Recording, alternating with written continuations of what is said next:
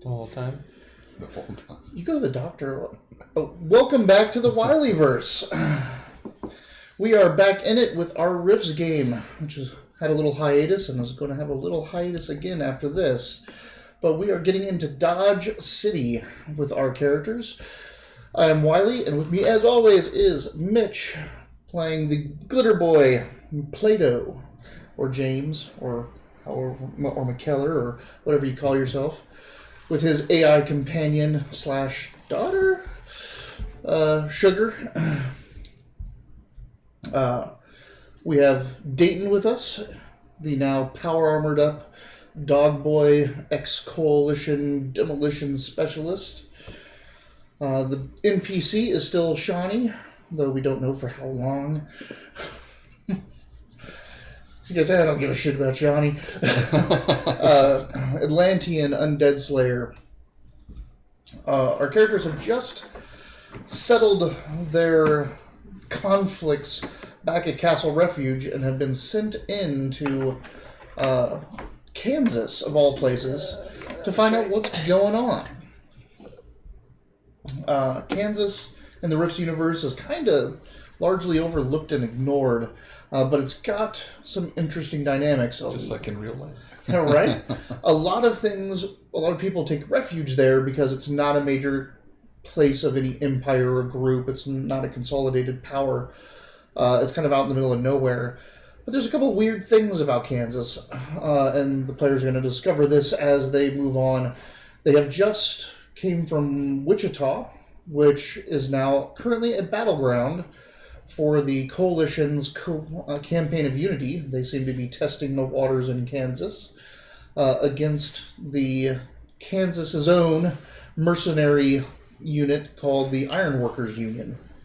So not wanting to jump into that conflict, they have moved on and have headed to Dodge City, where they are told that there should be some allies.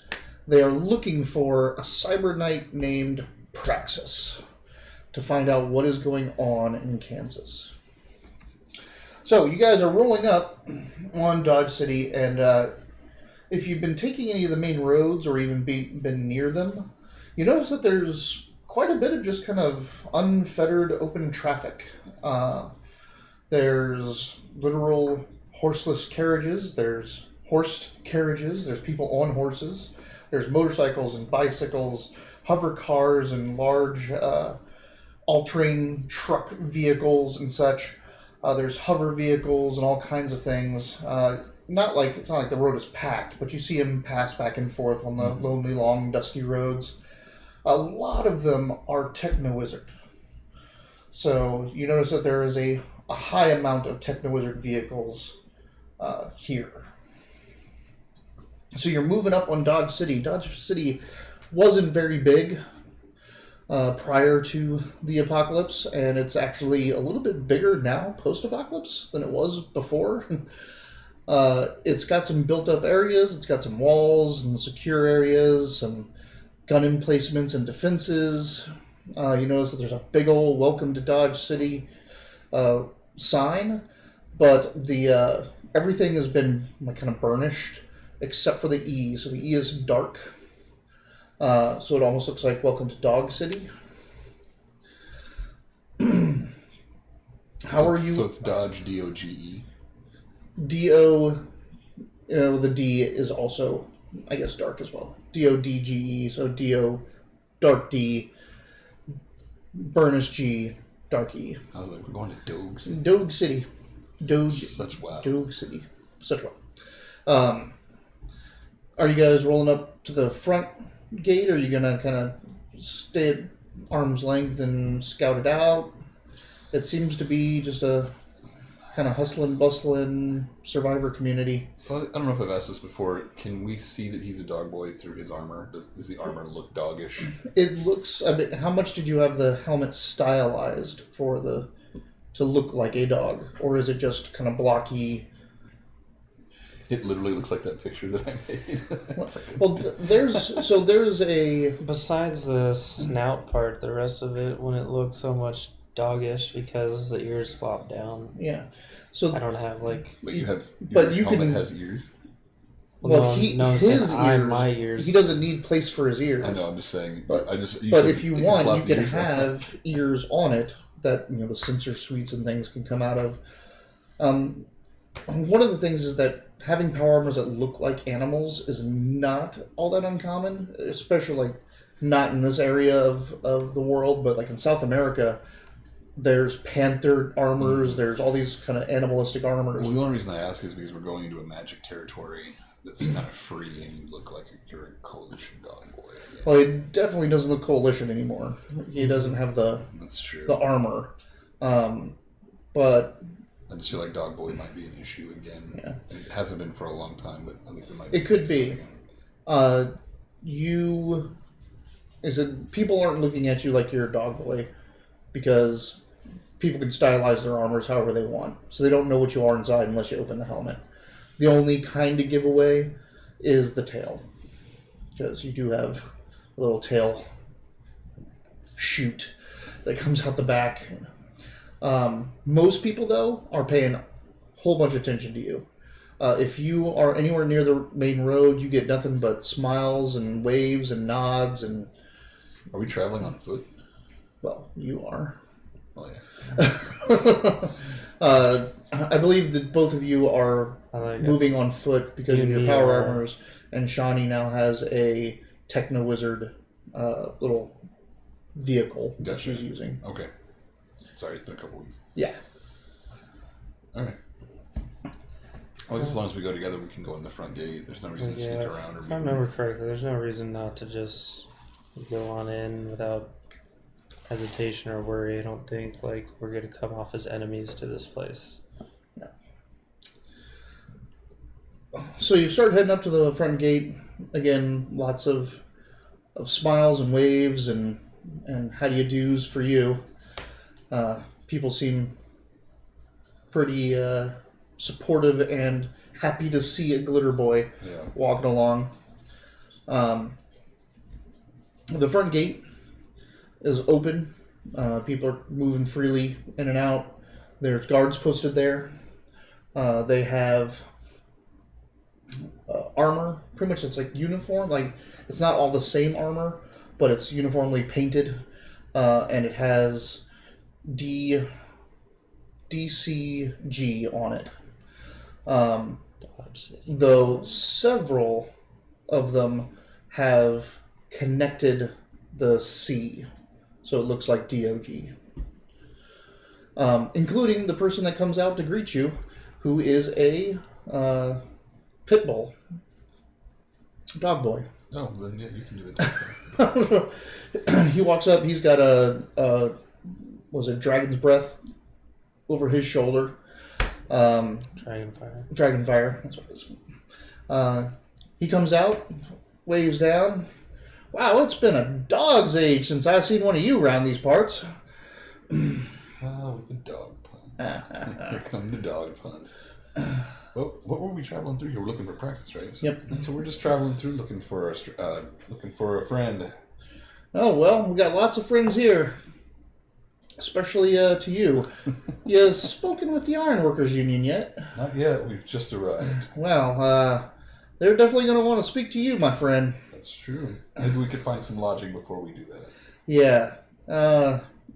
No booms in the city limits, please. You got it. And I gotta say, they are our sword and shield here, so try not to leave any dents in the armor. But if you ain't looking to work for them, then you should stand up for yourself right quick. Gotcha. Thanks for the tip. Well, come on in. Dodge City awaits. Did he say Dog City? You said Dog City. We enter the city. All right. You walk in, and this place is by far, besides Castle Refuge itself, the nicest survivor community you've ever seen. The first thing that's there when you come in is a running public fountain. There's electricity with street lights. Buildings that are nice and built, they're not reclaimed, they're not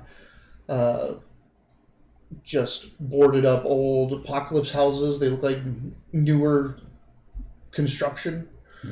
This place looks nice. You see several signs pointing you to different areas of the city.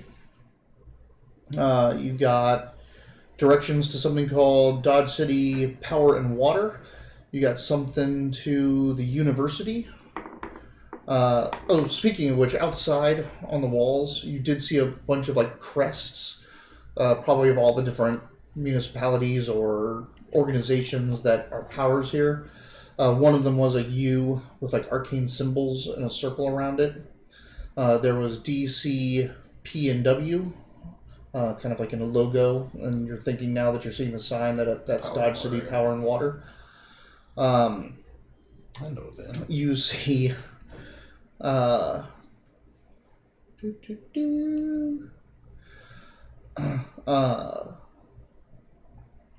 Dogtown. Let's see. Dogtown Outlaw District. The OD.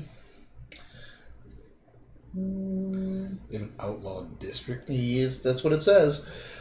You don't know what it means, but that's what it says. The Dogtown and Outlaw District, those are different. Those are two separate places, right?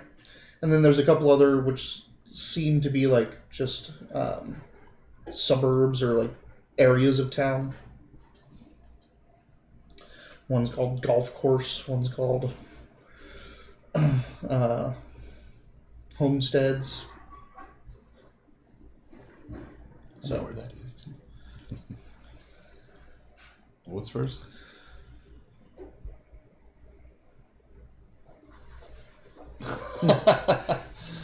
Well, we're looking for Praxis here, or at least information about him.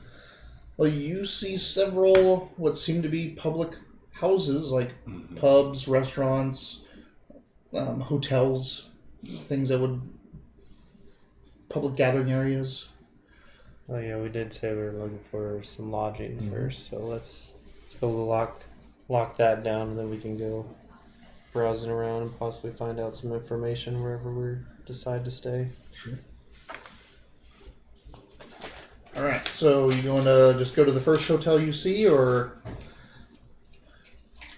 you gonna look around? So you're gonna shop around. Let's look around. Let's ask somebody if there's a good one around here, because I need someplace to put this, and you need someplace to put that. So, this and that is our armor. You see these like two younger fellas, a guy and a girl. They're in outfits, like long, like black robes and ties and vests. When you they're looking at you, obviously, when you come in because you're a glitter boy, but it's easy to get their attention if you want to go talk to them and ask them, and they'll say, "Yeah, you don't want to stay in one of these hotels. These are tourist traps. Definitely go down towards Diagon Alley. Find any hotel near there, you'll be fine." Wait. Are you a dog boy? Yeah. Okay, don't get too close to Diagon Alley. It is a ley line. I heard that messes you up. Thank you. They have a ley line in the city. Yep. Let's go find an inn near Diagon Alley. So you find a sign that points you towards Diagon Alley. Start heading down there. Eventually, you do see the ley line. It looks like there's a, it's not super prominent. It's not super huge. It's probably about 30 feet, and you can see it going through town. You see that there's a lot of traffic on it, like vehicles and things, Technozer stuff. But there's also a lot of like wind, it would be like windmills or wind fans like on them powering. So you see like energy, also like what would be water wheels, but they're just up on buildings turning in the ley line. So it looks like they're capturing a lot of energy from the ley line, even like physical energy outside of just normal techno wizard, fill up energy type stuff. Heading towards that, you find a nice little hotel. It's called the Cozy Six. Looks like the six is in a hammock.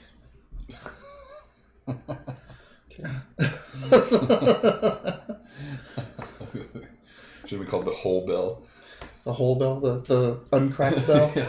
the working bell. Complete bell. All right, well, obviously, we can't walk in like this, right? No, the door is not big enough. But, I mean, you can... I hate getting out of my suit in the field. Yeah, let's crack it and get out. Go in and talk. You should probably talk here, actually, since it's all depending on if it's a dog boy or not in there. So you crack out of your suit as well? I guess so. Alright, so there is a parking lot outside, and it has all kinds of, weird spaces for all kinds of things. So you just pick a square spot and leave your armor there, lock it up, and you head into the Cozy Six.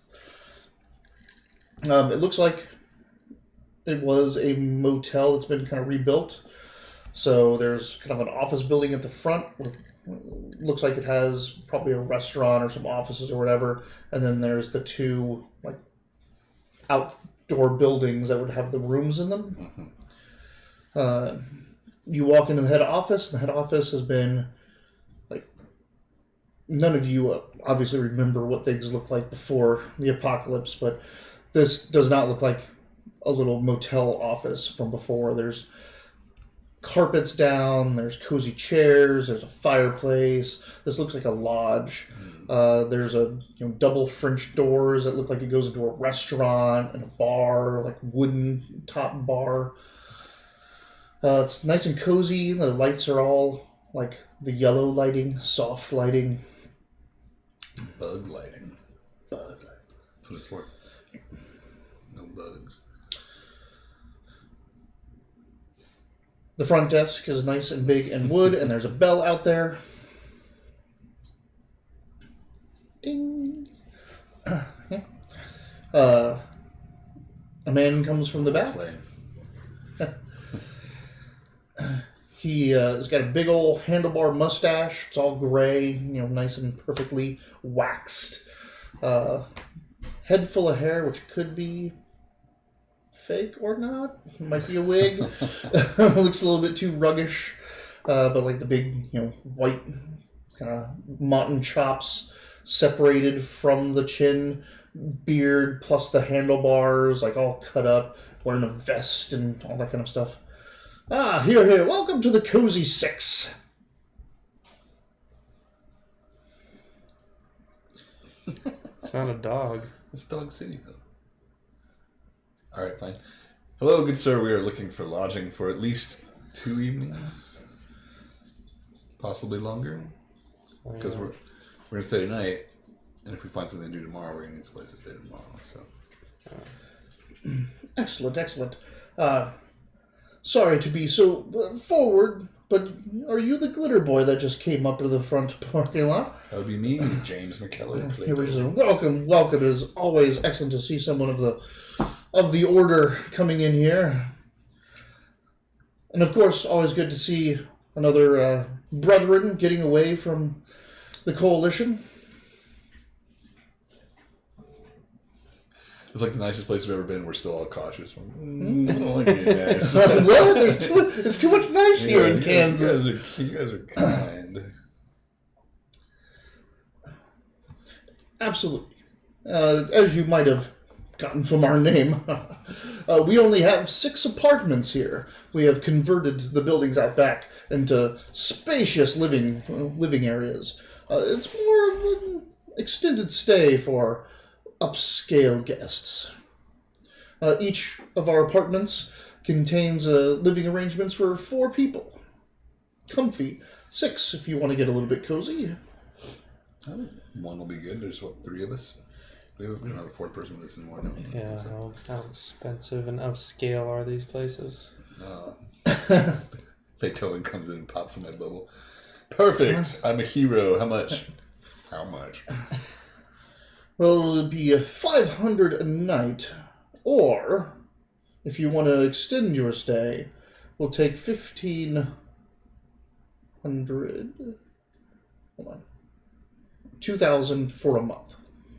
That's way cheaper. Yeah, way cheaper. Do you want to just take the month, and if we don't need it, we don't need it?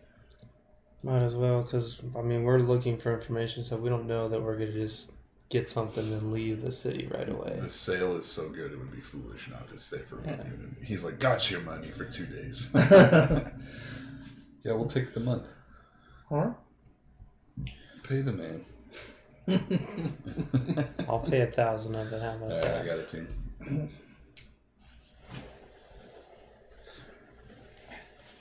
Lick it, lick it, lick it. So is there nothing in the fridge? Just want to make sure. Fridge is empty. Oh yeah, it's empty.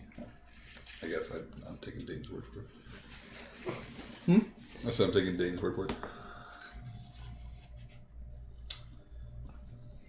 I hate wiping off the money.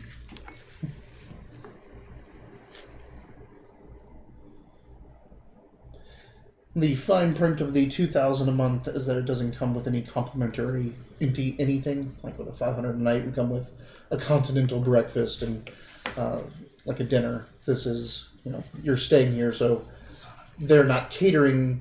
Like they assume you're staying here and going to be living in the town type thing, so they're not going to provide you food and stuff here. You have to buy it at the bar or at the restaurant or go somewhere else. You know where we can get any good steak fingers? As long as they have steak fingers.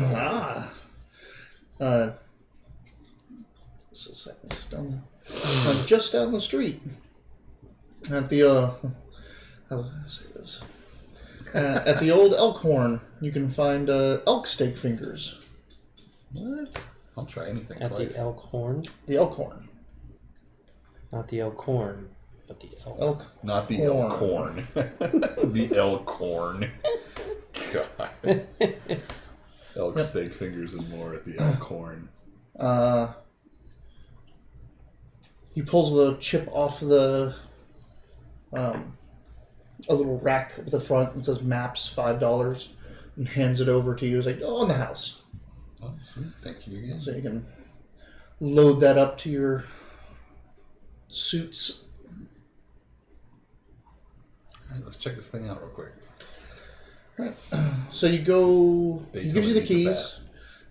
He gives you the keys and says you can move your power armors to the center, like so between the two buildings. It's like more fenced in. Mm-hmm. The front parking lot is for anyone just going to the restaurant or doing business with the office. Or it's less likely to have your car stolen or Right. So you can actually take it into the where the motel buildings are, and you're the second building on the bottom. And literally this place has been converted. Like you see where doors used to be, but they've plastered everything up, filled up the front, changed out the curtains. Each of these buildings that probably had 20 rooms in them are now only 1, 2, 3, 4, something like that. No, it's just 1, 2. Now I'm confusing myself. There's 2 floors.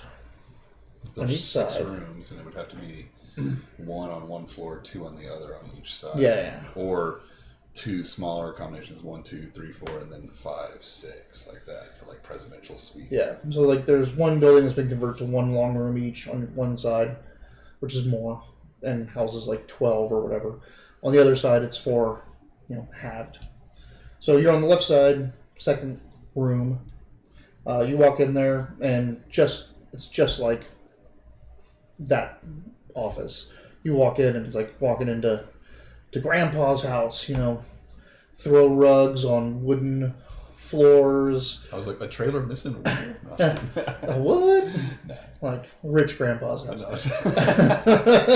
That's why both my grandparents had a nice house. Yeah. They're watching this. Hey! Nice, the old wood claw furniture, old upholstery, the floral patterns and brass tack edging and all that kind of stuff. But there's also several modern accoutrements. The showers are absolutely amazing, like rainfall encased showers with indoor plumbing, which is not something you've really had that much, except for at Castle Refuge. You haven't seen indoor plumbing most other places, except for coalition states and things like that. I love technology. The bathrooms are just amazing. Big wooden bowls for the sink basins. nice hardware, shower, tub, 2 bathrooms per suite, Sweet. big wooden poster beds. There's a dog bathroom. And wow. You shed. So Someone had to say it. One of us has You do more notice, like, hair. in one of the bathrooms, like, there's a thing, like, if you open it, it charges, like, it you know, they'll charge it to the office type thing, like, but it's a dog grooming kit, like, it's a dog boy grooming kit. A nice thick brush and There's like a real big toilet and then like a fire hydrant. with the grass, like the fake grass and the fire hydrant, like they have at the airports. You're like, what's this for? Then you step on it and you're like, I think I know what this is for. You automatically know. I'm in there. I'm making. There's also a radio unit, like basically just an entertainment unit. Apparently they have some type of radio programming here that's going on. Well, I mean, we don't have stuff to drop off. This isn't really D&D, but we're here. we need clean up and stuff if we Yeah, really totally. need to do so. You've been on the road and in your armor for quite some time, so you just get in there, take some nice hot showers. Again, a luxury not afforded much in this day and age. Get off the trail dust. There's a washing machine in here, which, again, you may have never seen before. Like, probably. you've seen it. Well, you've seen them. You've never had to deal with them. You just threw your uniforms into the thing and someone else took care of it. But you know, you've hand washed stuff. But, you know, washing machines and get cleaned up. Maybe even like after you like that hot shower, have to take a little rest, nod off for a bit. But yeah, after a couple hours of just primping and enjoying the facilities and the comfort of this place, you're ready to head out if you want. You still got plenty of daylight. It's only just getting into the afternoon. Let's do what we're doing. We may as well go back to the front desk and ask the gentleman there if he knows, like, hey, we're trying to find a friend, where our better places to ask around would be. Then we also need to hit the Ironworkers Union up just because we're in their territory and we've been instructed to do so. And it probably wouldn't hurt to ask him, like, are there certain places that we should avoid if we don't want trouble? Something tells me that lawless area, or Outlaw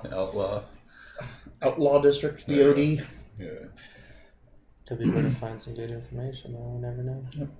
So you head back to the office, ring the bell again. He promptly appears from his little office in the back. I wonder what he does if nobody rings the bell. And you see that there's people, like, there's not too many people. There's people out there, but they haven't rung the bell. Yes. Because he's got cameras. Yeah, right. He saw your glitter boy roll up.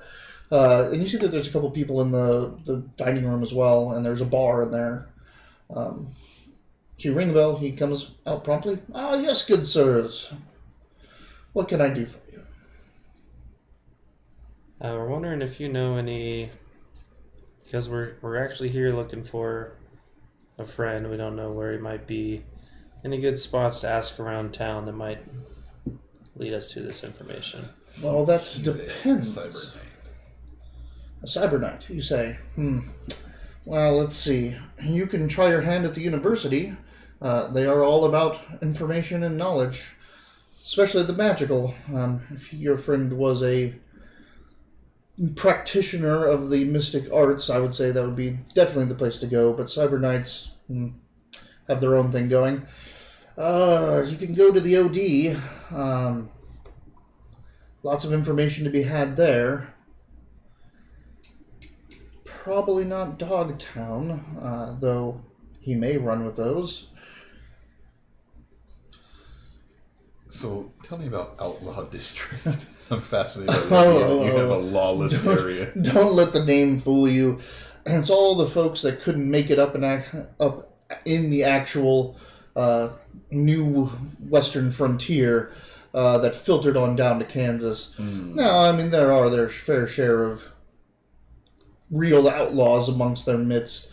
It was mainly a trade hub for us and the New Frontier properties. Also a way for us to not get outright taken over by the apocalyptic cavalry and his machinations, which you remember from way back in the day. The apocalyptic cavalry is that mercenary unit that stirred up all the Zytikic to stop the coalition from continuing to push west. But yeah, he says that it's a whole bunch of people that have pretty much fled or left the New Frontier for whatever various reasons, and mostly like people only come to Kansas when they want to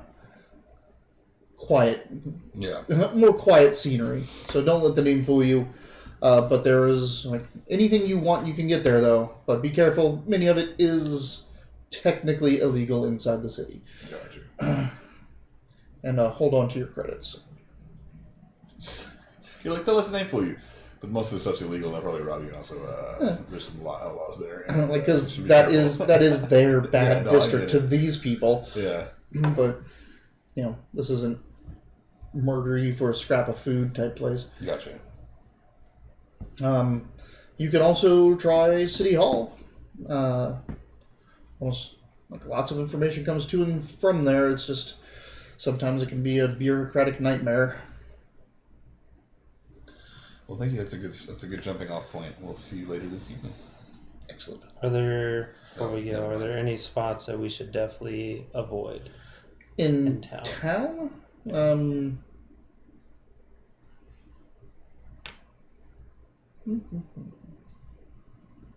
Nope. I mean, pretty much says everything's fine. Though, he will say, stay out of the Quivera areas, and he'll show you a little marking. The Quivera are the native populace, and they take their privacy quite seriously. They don't have many areas that they call theirs, but if you see it, just leave it. Quivera are those things that are all connected to the mind, right? No. Shemarians? Not Shemarians. Was that Shemarians? The thing that I said, hey, you guys are robots, and they yeah, that's the Shemarians. Shemarians. The Okay, sorry. Quiverians. Yeah, Quiveria are he says that they're the native people here. Oh, that's why the name sounds familiar. That's why I said this is going to be hard for me to separate player knowledge from our previous game. They're like, hey, I know that name. No, you don't, James. Don't know anything about it. And he even says, like, if you see, folk that look like Native Americans, yeah. I wouldn't approach them unless they approach you first. Yeah. All good advice. Thank you. What was your name again? Did I not say? I don't think you did. He is... We shook hands, didn't we? Yeah. He is Montgomery. Oh, no, you did not say that.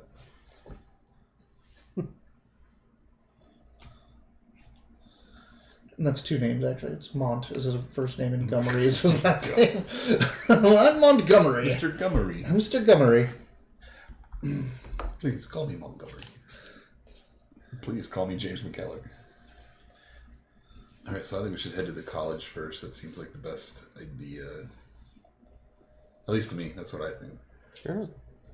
No problem. Do we just travel as is? Sorry. Oh, wait, never mind. We need to go to the Iron Workers Union first. We're not supposed to be walking around the town before we talk to them. By the sound of the name, I would like to approach the Iron Workers Union dressed. So. And he didn't necessarily say you should go talk to them first. He just said you should be prepared that they are going to seek you out. Might as well just get it out of the way. But I don't know how you feel about that. Do you want to start on this quest, or do you want to go get that shit out of the way?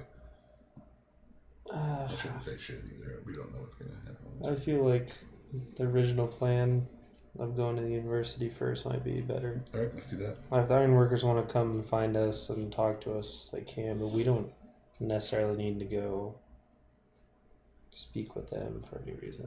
I'm just saying, anybody that I have to be warned about when I enter a new town sounds thuggish. So if we're going to not see them first, then I'd like to go to the college with my armor. So let's do that. Alright. So you guys both suit up, or just letting him? Well, I mean, if he's suiting up, I might as well. Also, you know that the university is on the ley line, so you might need that seal to keep yourself from fatiguing your senses. Alright. Let's jaunt over there. Alright. You head out, and plus luck potion. Good luck. Something, I got it. Last session I rolled much better. Alright.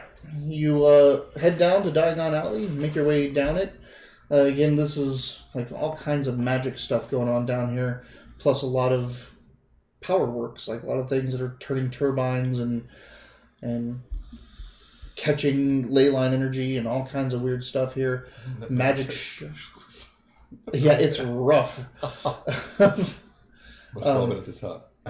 Anyway, sorry. Yep, and lots of magic shops and trinket places and techno wizard garages and all kinds of things. But at the end of Diagon Alley, at the end of this small jaunt of ley line, is this university. It's, ivy, marble walled, ivy crawling up it. Kind of in the quad is where the ley line diminishes, and they have a permanent magical sculpture there, which looks like a 3-tiered Cirque du Soleil made out of magic going on, like rings and entities flipping around and changing colors, and bends your brain if you look at it for too long. Then people turning into water and back and just bursting into stars and. Like the Cirque du Soleil. Yeah, am I right? So you head to the university grounds. All the buildings look very official, so it's kind of hard to figure out what's what, and nothing seems to really be labeled in a way that's like main offices or defense against the dark arts type stuff. But again, a lot of students walking around in that uniform that you saw earlier. Just a black long coat with tie, vest, things like that. You see other people, which seem to be faculty, are wearing various colored suits or dresses, gowns or nothing. Yes, let's just... I'll just microphone it and just be like... Yeah, there's a lot of people looking at you, so you can get the attention of just about Attention, anyone everybody. Hear me, students and faculty of this wonderful university. We seek the main office. Any help would be appreciated. Like everyone within hearing distance all point. Like there it is. They point to a dome-topped building with pillars in front of it and ivy crawling up everything and stairs leading up to the big wooden double doors. Let's go. Away we go. So yeah. We can't go in like this, obviously. Yeah. Pop out and... Can he go in his, or is his armor still too big too? His armor could probably get in there, but you're far enough away that the ley line, because the ley line diminishes at the quad, that it would just mess up your senses, but not fatigue you. Plus, if you were trying to detect magic anyway, you'd be like, Yep. Everything. Yeah, everyone here. Yeah. What else is magic? The wall. Alright, well, if that's the case, I can pop out too then. Okay. Right. Because the other one was like, I'll stand outside. Let's go. Shawnee's with us too, right? Yep. She's probably going to be having a good time looking at all this stuff. Oh, yeah. She's soaking in all the extra magical energy. You guys head in. And there's a big counter in front. There's a big foyer, some chairs and such, and a black and white tiled floor of stone, and a big long desk with chairs, like little stall windows, like DMV style, but more old Roman old Roman structure, like marble and everything like that. So ye old DMV. Ye old DMV. None of them are being manned except for one, and there's this frumpy-looking woman with eyeglasses, like the librarian-style horned rim glasses with a chain on them, and she looks up. You head towards across the foyer, and you get to where the little velvet rope things are, and before you cross over to the open area to her window, she goes, "Next!" Yeah. There's no one else in here. What does your number say? 257. 252. All right, I'm next. There's 5 people in between us. We'll go on up. This might be an odd question, but we're inquiring about a techno knight, cyber knight that may have been wandered through this area recently. And cyber knights aren't typically enrolled in this university. We just figured he might have sought knowledge here at some point. We are under our strict oaths that all of our student data is private. Well, you just said he wasn't a student. She said cyber knights are not enrolled here. Oh. And then she can't give you any other information because it's all private. Oh. Alright, well, this was a waste of time. I could give her the old Israel guy.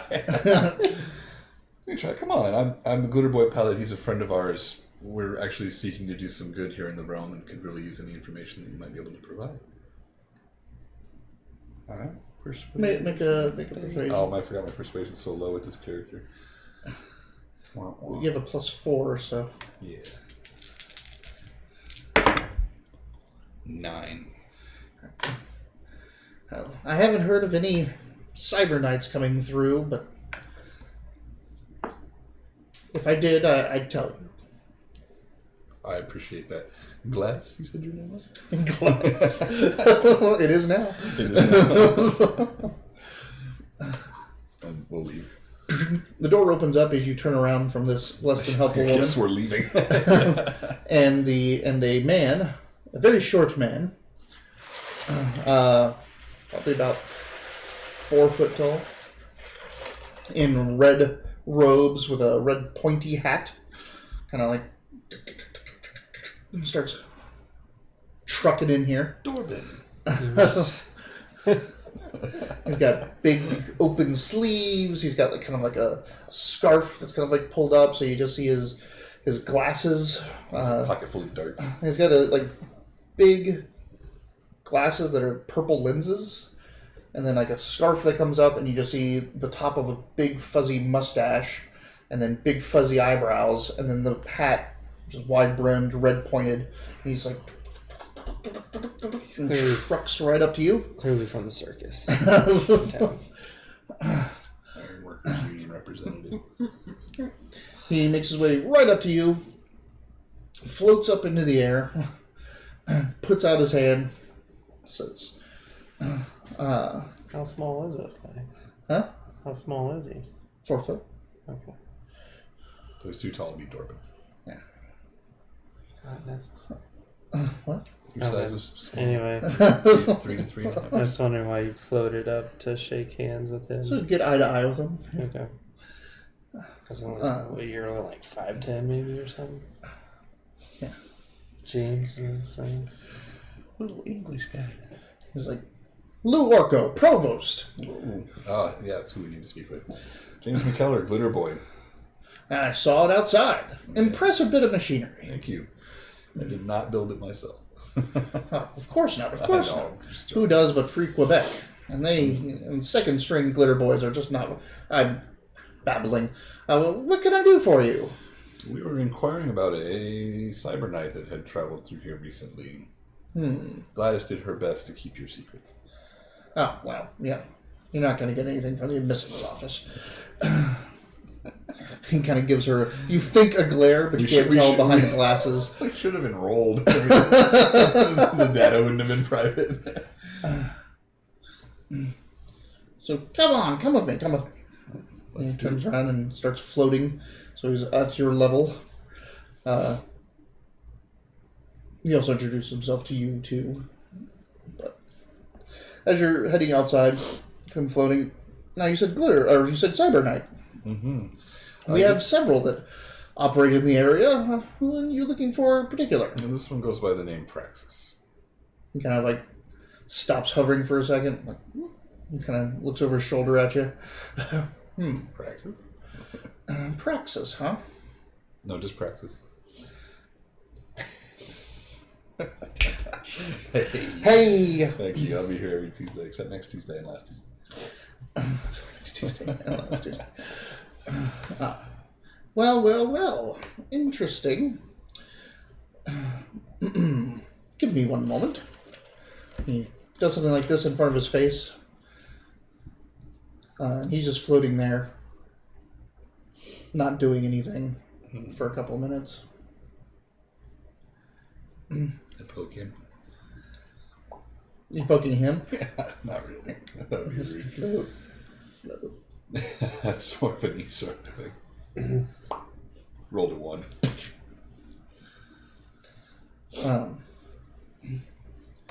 Then all of a sudden he kind of just comes back to, yes. Our Chancellor would like to meet with you. All right, well, let's meet the Chancellor. So he takes you to another very impressive, this one is just, it's not like the dome, it's just a square, old brick building, windows, looks like it's ancient. Again, ivy crawling all over it. You enter into there, you go through a lobby, you go through some other rooms, hallways, and offices, and you end up in what seems to be a meeting hall or a meeting room. And there's people that look like they have hastily assembled here. There are 1, 2, 3, 4, 5, 6 people in this room. They all look very magical and very powerful. What does magical power look like? Leyline walker, abilities. Some of them aren't human. They're wearing awesome robes. That looks cool. Awesome robes. That guy looks powerful. The only one that looks kind of normal is the one at the head of the table. Beethoven? No. He just got a big, bushy white mustache, normal hair, a gray tie, suit on. He stands up and introduces himself as Reggie Wright, the Chancellor of the University. Reggie Wright. Reggie Wright. Chancellor of the Universe. Mm-hmm. University. With him are the provosts. You've already met Lou Orko. There's also Samantha Montgomery, Willow Hannigan, Winchell Mell, and Sabrina Hart. Sabrina Hart. I was like, Sabrina Hart sounds familiar too. I I know, if there's like 9 names, don't write them down. Yeah. Robin Wright's fine, Orko's fine. That's what I did with all these people that were in charge at Castle Refuge, and then our very next session, we're like, we leave. I'm like, oh. Well, You never know. So, Reggie Wright, I'll invite you to sit down, get you water, refreshments, whatever you want. And then he says, Lou tells me that you're looking for Praxis. He tells you correctly. Well, I have not met this man personally, but one of my students and his brother has.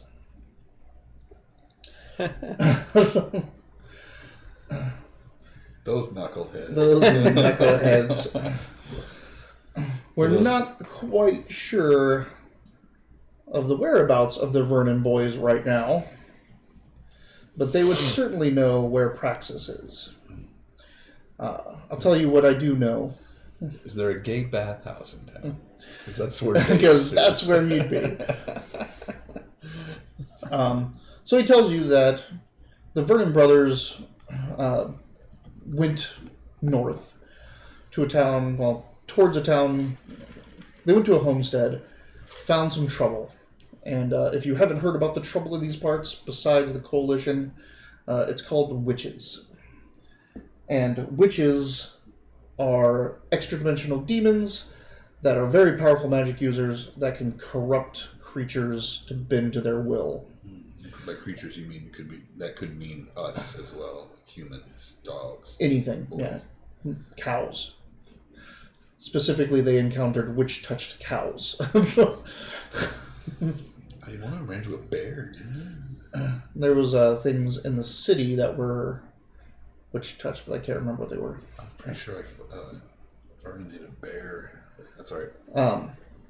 So they headed. So in their confrontation at the homestead, they ended up going to a town called Elks Lodge. Elks Lodge was recently lost to Kansas, to the folk of Kansas. It was attacked by gargoyles. When they returned from Elks Lodge, they told us many fantastical things. One, that there is a tower somewhere up north, hidden by illusion, that is run by a cyber knight. A woman named the Dame Thorpe. Praxis is Dame Thorpe's prior squire. Previous squire. Great band name. We called it Prior squire. Praxis apparently was in Kansas searching for her, and is now staying, or may or may not have stayed with her in this invisible tower. We then sent the Vernon boys off on another errand, dealing with the witch touched. I believe they went to the Faraday Fields, or maybe it was and Willow Hannigan chimes in. Yes, the Faraday Fields and my family's orchard. I had a better time at the Faraday Fields. That, unfortunately, is all we know about the whereabouts of Praxis. We do need to try to find out what happened to the Vernon boys, as they have not returned in quite some time. I mean, if you want to go look for some invisible tower up north where gargoyles are, be my guest. Feel free. I mean, we all need less gargoyles in Kansas. But if you would like to try to find the Vernon boys, you would be killing two birds with one stone. So you want us to kill both of them? No. I'm just kidding. Just the one with the mouth. Wait, that's Vernon.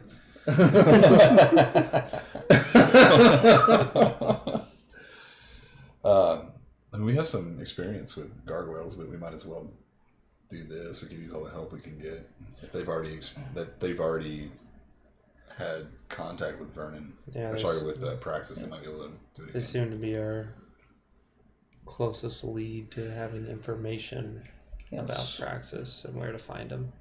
So the kind of like the two presented options to the closest lead you can do is to go north to this homestead / Elks Lodge and try to find any information about this invisible tower, or you can go to where the university sent the Vernon boys and try to find them and ask them directly. So those are two options presented to you at the moment. Of course, you guys can keep information gathering in town. Maybe other options will present themselves. Right on. I feel like we hit that pretty easy. We got a pretty straightforward lead on it. Do you want to look around some more? Do you want to head out, or do you want to see the Ironworkers Legion? Do you want to call it a night? Well, what do you want to do versus that? You're the one that seems to be like, we should go talk to the Ironworkers. Well, as a do-gooder, Let's go find the Ironworkers. not much for thugs. No, fuck them. They can come find us. No, it's a good point. I'm trying to think of how I would go about that, but if they're going to seek us out anyway and try to get us to work for them one way or the other, and I want to say no already, then I'm not going to go grace them at the moment. Yeah. I'll figure that out later. So, are you saying yes to finding the Vernon boys? I would like to go find them, because these guys have helped us out, but they also said those guys have had the only contact with Praxis that we know. Okay. So... But it's later in the day, and I'd rather we not start now, so if we're going to stay, we might as well stay the night. Willow and Reggie give you the following information then. the city council, the Dodge City Council, along with the university, tasked the Vernon boys to go to several locations and investigate the witches that have been returning. Witches were a threat in Kansas a long time ago. They then kind of disappeared, and then they came back recently. And with that, they're also trying to open rifts and pull really terrible things through. So they send the Vernon boys to several locations where there might have been points of interest. The last location they were known to be at was the Faraday Fields and the Hannigan Orchard. Oh, okay. Willow says that her family, the Hannigans, have told her that they have left. The orchard has been investigated. There were witches trying to infiltrate the orchard, but they have been dispatched, and that the Vernons left. And that was the last they heard. And it's been a couple of weeks. They should have gotten to one of the other points by now. One of the other points of interest, but there's been no confirmation of that. What was the other points of interest they might have researched or investigated? Excuse me. So there was a homestead in the north west, a fairly large farming community, probably about 100 people strong, kind of a big mass like factory farm for corn and wheat and such, or corn, like big field things. That's been having some problems with their techno-wizard generators, and then they kind of stopped communicating. So, or like the last communications were, hey, we need parts, or things keep acting weird, and then there's nothing for a while.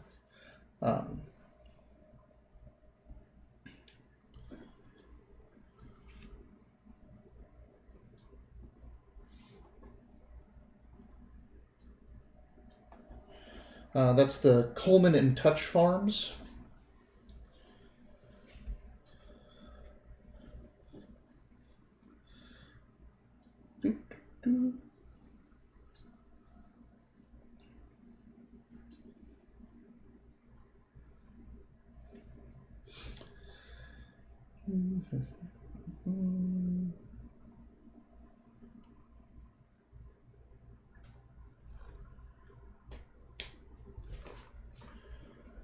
The other is a lake.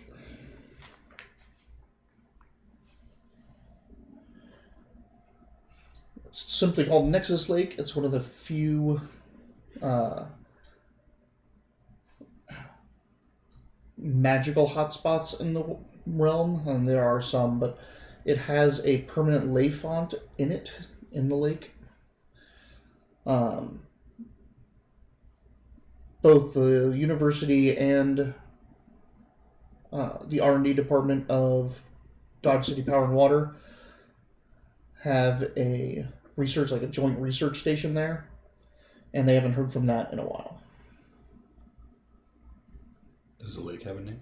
Nexus Lake.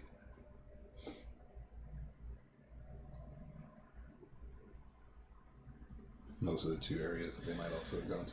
Correct. They may also have gone home. They might have gone to the Vernon farm. I'm going to write that down. Traveling with them was a former Ironworkers Union Borg. So being that close to Dodge City, where the orchards are, they may have gone to check in with the Ironworkers Union. So they could have been there. They could be in Dodge City trying to help fight against the coalition right now, for all that we know. So you can check the Hannigan Orchard, see from there where they went, and try to follow them that way. Or you can just check into these places for us, see if they've arrived there or did anything. All right. The man that was with them, the Borg, is named Jax. He did have a partner here who was in the hospital and is now out. Her name is Daisy. You may want to talk to her before you leave as well. Does she work for the Ironworkers Union? She did. I don't know if she still does or not. I didn't keep tabs on her. She's in town somewhere. Yes. Probably the Outlaw District. That's for people that go when they fail their mission. Just kidding.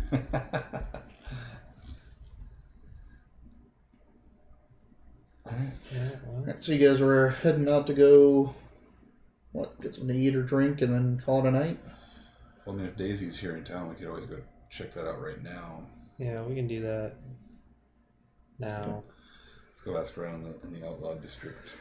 Alright, so you walking in there in full glitter boy? Yeah. Yep. I still don't like the name Outlaw. Oh, yeah. So the Outlaw District is very much modeled after, well, I think I know. Tombstone. It looks like it wants to be an old western town style. So wooden buildings with the hitching posts and the swingy doors and old gaslight looking lamps and such. Definitely trying to pull that vibe and feel, and there's lots of dusters and trench coats and hats and that. This definitely feels like the new frontier people, the new west folk, like their kind of town or their area. When you walk through, folk give you a wide berth. It's not the happy greetings. It's more like the whoa, what's that doing here type of thing. I do the fake gun Like when the new sheriff walks in town type thing. Draw it on the draw a star. No, I don't do that. Where here do you want to look for a pub or something? Yeah, there's lots of saloons and hotels and restaurants and. Is there a hospital in Outlaw District?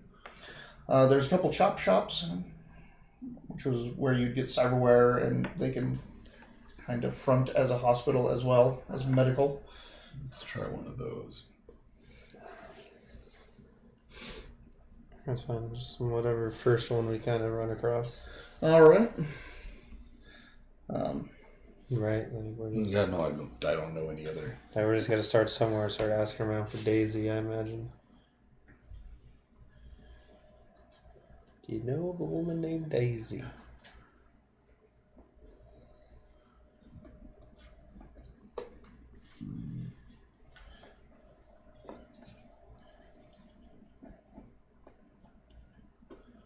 So the first one you find is Doc Dangerously's Dentistry and Board Conversions.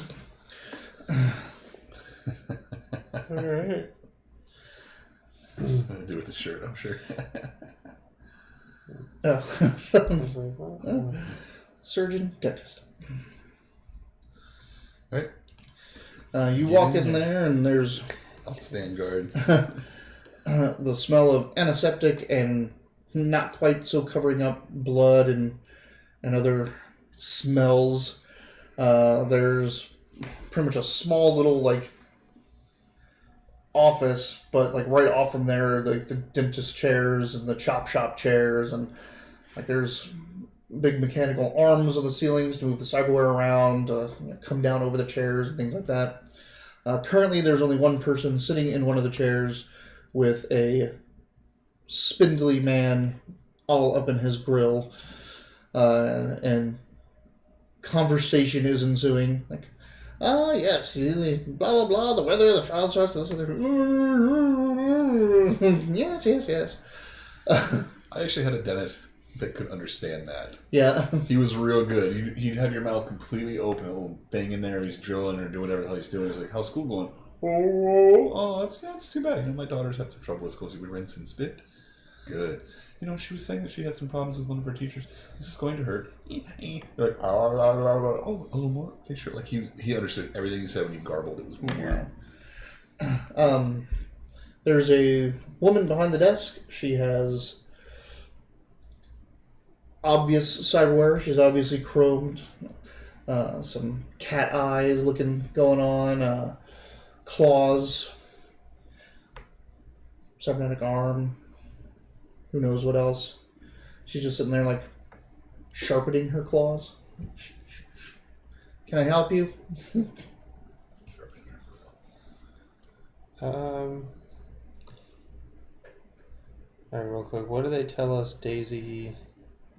Did they tell us what she was, like a pilot or anything? Or did they just say She said she worked for the Ironworkers Union, and she was with? Yeah, with Jax, and Okay. they probably also told you that she had some pretty heavy cybernetic modifications following Her injuries. an injury, Nice. a major Nice. injury. All right, so yeah, we're just we're here looking around for someone. They might have come through this shop here, place you got going on. A lady by the name of Daisy. Daisy, Daisy, Daisy. We know a lot of daisies here. Really?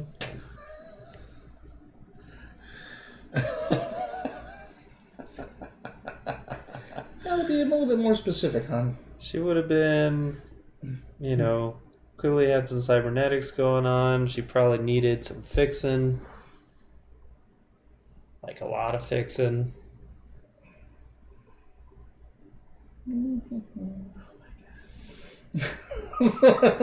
Maybe I heard of her.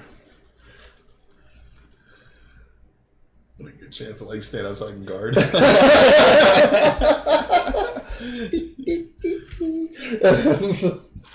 I'll put let's just do 100. Fuck it. Goes right down the bodice. Oh, Daisy! Yeah, of course I know Daisy. She comes in here to get a polish and a shine every once in a while. But no, her cybernetics. The city folk, they put her up in the fancy shop. Got her all done up nice. The whorehouse is where I go to give polish and a shine. Most days you're going to find Daisy down by the Bad Deal Saloon. Ooh.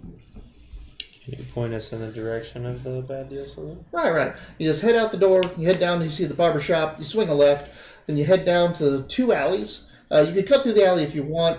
I wouldn't, though, because Bob normally hangs out in there. And, depending on what he's on, he may think he's all tough or something. But if you go around the outside, past the steakhouse, Bad Deal Saloon is right across the street.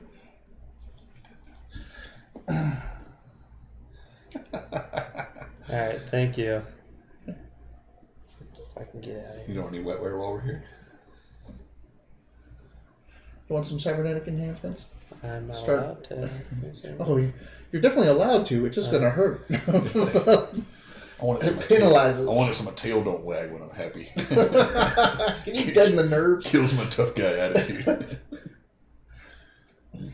My dog boy sounds a lot different than yours.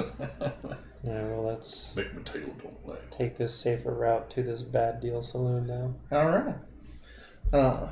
You head down around the barber shop, past the steakhouse, around the corner. There it is, Bad Deal Saloon. It's got like the sign is like a horrible hand of poker. It's like A 2, an 8, a 9, and a Joker, and they're all different suits. like everything's different suits, 10 card high type thing.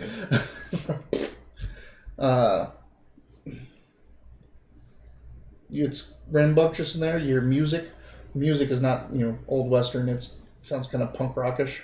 I think we should probably do the same thing. I'll stand outside and guard, but you should take Shawnee this time, because if she's a woman, it might take some dealing. Okay. Get over with. I didn't know that Shawnee did not come inside last time, but that's fine. Oh, I don't She know. did. Probably. Okay, well, I'm just... It's like you're the only one volunteering, I guess, to just stay I'm outside. big and shiny and scary. And outside, where no one can see any of that. Well, nobody will approach, if they call for backup. We got some big backup staff. You want me to come inside? I'll come inside. It's fine, you stay outside. Fucking need you.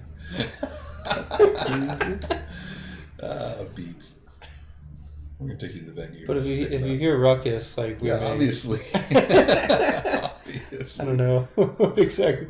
Just shoot inside and see what happens. Well, I can't boom gun, but I do have I got a sword and stuff.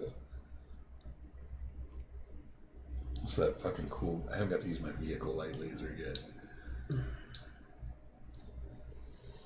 I'll be like, get down.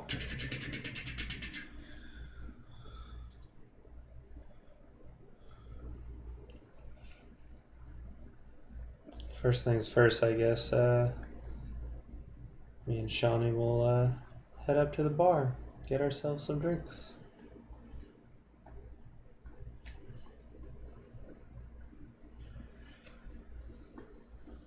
Okay. Yep, there's a nice big bar there. There's some punk rock music playing. There's tables. There's two separate areas, like the dining area, and then there's the place where cards are being played. There's a stage. Band is up there tearing it up.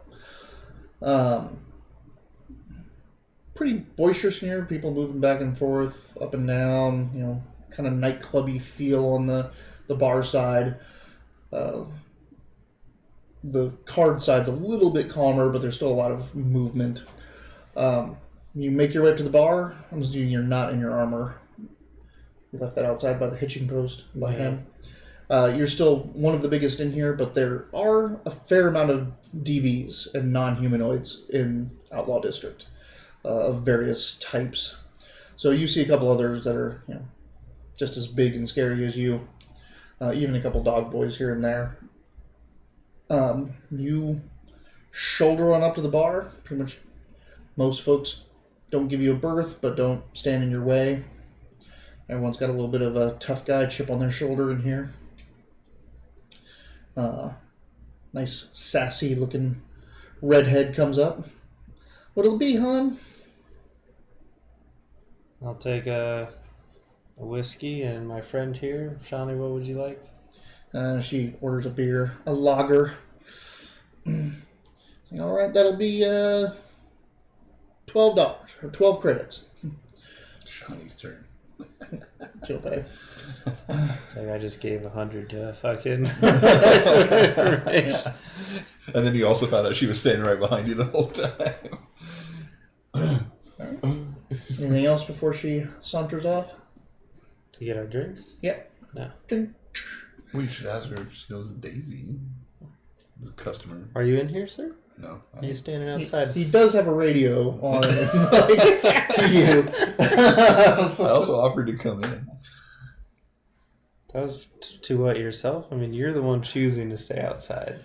I didn't tell you to stay outside one way or the other. You're choosing to do so. I think it makes sense in the Outlaw District to keep our asses covered. No, I He's want to scared drink. outside of his armor. That's what it is. I want to drink. Me and Shawnee will sit here for a little bit. Maybe, you know. Play some Enjoy. darts. I'm not even being a dick. Like, I'm just saying, like, No, totally. you know, like, you never know if, like, someone's going to use her name or be like, oh, there she is. Daisy. Are you Everybody going knows to her, sit she or are you walks going in. to kind of meander around?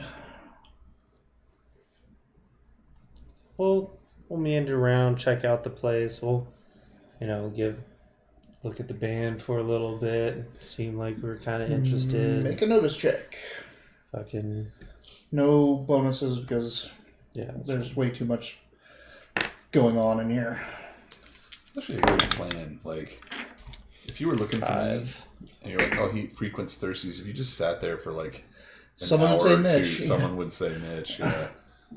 What'd you get? 5. Okay. You see a lot of people that could fit that bill. There are a lot of... You're not seeing someone here with extensive cybernetics, but there's enough girls here with cybernetics that it could be just about anyone. You sit next to some here and there. Different names are called. It's not obvious which... if she's here or you've seen her yet.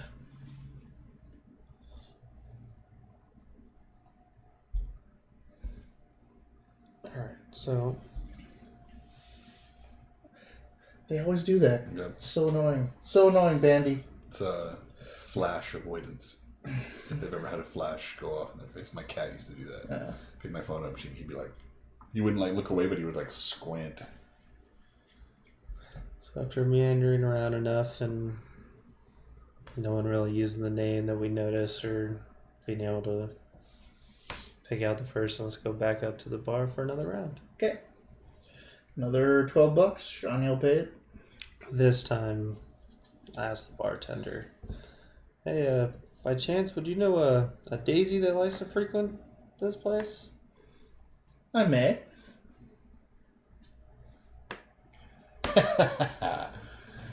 It's Outlaw District. Depends on who's asking. Ooh, are you gonna lie or tell the truth? Yeah. Well, we're just looking to talk to her to ask her about some dude she used to hang out with, I guess. We don't want nothing but just some information so we can go out and look for them. UIW? I am not INW. Make a persuasion. No penalties for being a dog boy. Wow. It's a double one. Really? Yeah. Yeah. She's like, spits in your face. Takes a drink, throws it in your face. Takes shoddy drinks, throws it in your face. Just takes a swing at me. She's like, nope, haven't heard of her. And then she kind of hurriedly walks off. Womp womp. Could always You could try someone else that looks like they're a regular here, maybe, now that you've blown it with the bartender. And there's like several bartenders here. But it seems like she is leaving the bar. The one you just talked to. You did get that second drink, though, right? You did get your second drink. That's not role playing, that's just you being frugal. You're like, we got those drinks though, right? Well, I guess I'll just meander around again and stop and talk to, like, random people. Be like, hey, do you know a Daisy? Right, make a notice check. Hey, that's a little better. Yeah, That's not better. still. Okay, 13. All right. So as you kind of like peel away from the bar and look, you see that the bartender's gone out, over, and around to where the stage is, and she's like cutting in front of the stage and going to a corner, like the far corner of the stage.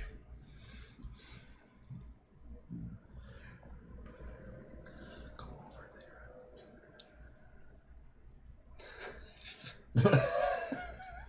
there. Okay. Well, let's head towards where I see her going. All right. She walks up to a table, says something, like leans over it, says something. Because of the crowd, you can't see who's at the table. Then kind of like, she like peeks her head up and looks around and sees you moving that way. And then she ducks back down fast.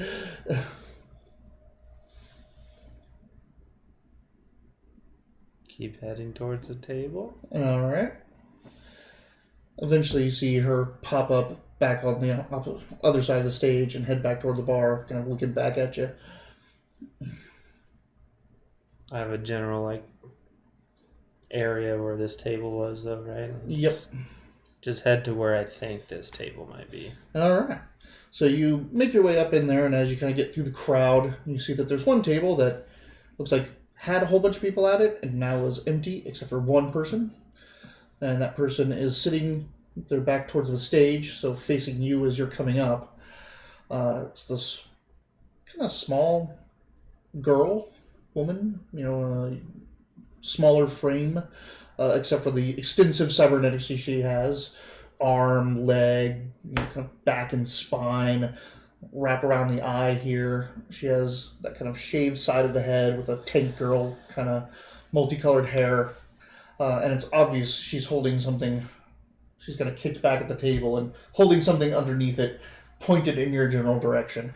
Cybernetic penis. Yeah, I'm sure. Huge. It's Huge. Huge. Daisy does penis. not mess around. What is that way of the gun? First dance. You ever do the man dance? First dance is free. Ever seen Way of the Gun? With That's got Benicio del Toro and and Ryan Fleet. Ryan Fleet, yeah. It's in the very opening scene where Sarah Silverman is sitting on the car, or they're sitting on Sarah Silverman's car. Well, they're sitting on a car, and Sarah Silverman's yelling. Yeah, and then she says that my boyfriend's gonna fuck you, then he's gonna fuck you up. And that dude walks down. And he's like, "She's right though. I'm gonna fuck you up, and then I'm gonna fuck you. You ever do the man dance? First dance is free." It's like the most awkward thing to say to somebody. And then they punch her right in the face. Mm-hmm. Alright, well, clearly I could tell or presume that there's a weapon being pointed at me. Yeah, most likely.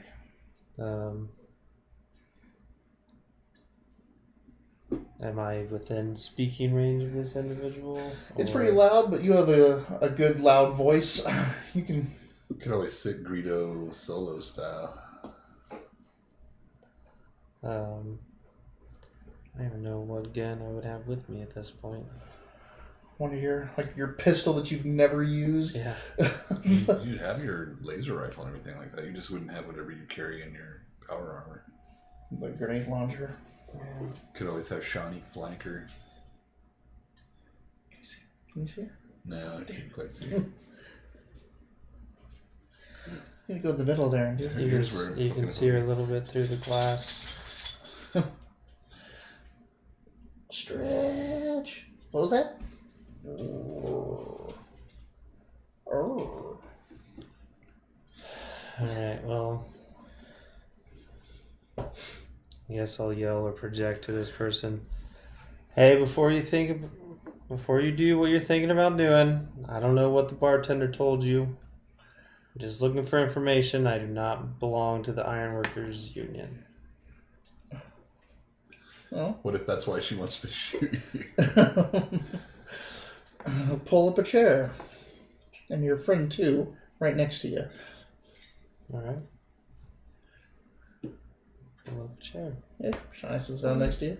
What are you guys doing? Enjoying the free food and drink. Are there girls there? I want to do them. I guess I'll ask firstly, do you go by Daisy? It's a name that was given to me. Hey, Well, this is Shawnee here. I'm Beats. I thought you've like completely embraced that nickname now. We've been given a mission by the university here to look for the Vernon boys, and we heard that at one time you were running with them. We were just looking to get some information on their whereabouts. The university, huh? Mm-hmm. I don't know if you know, like, Reggie Wright and Willow or all those other guys. I don't know how many of us would have known the university besides Days. No, you guys all got interrogated by them when you came back. That's right, we did. That's Yep. right. Except for Daisy, who was in the hospital and unconscious. She's like, yeah, I don't run with university folk.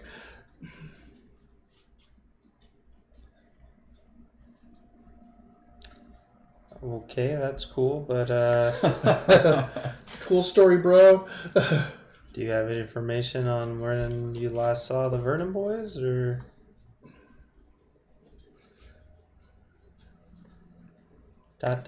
Question mark? Make a persuasion.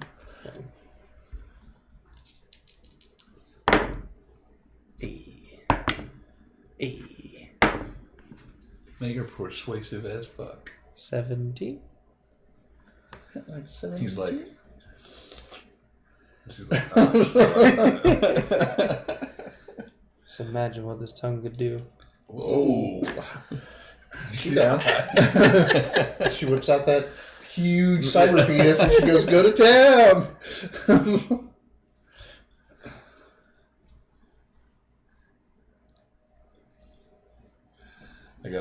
I've seen some things, pictures of her. I've seen things.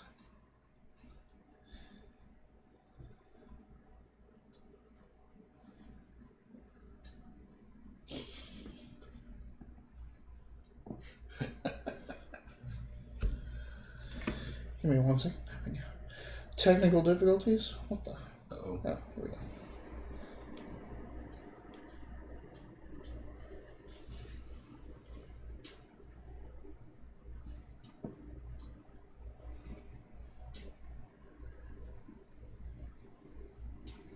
Oh, you can see ears. You see? It's like, hold the. There's a snout. There's some eyes.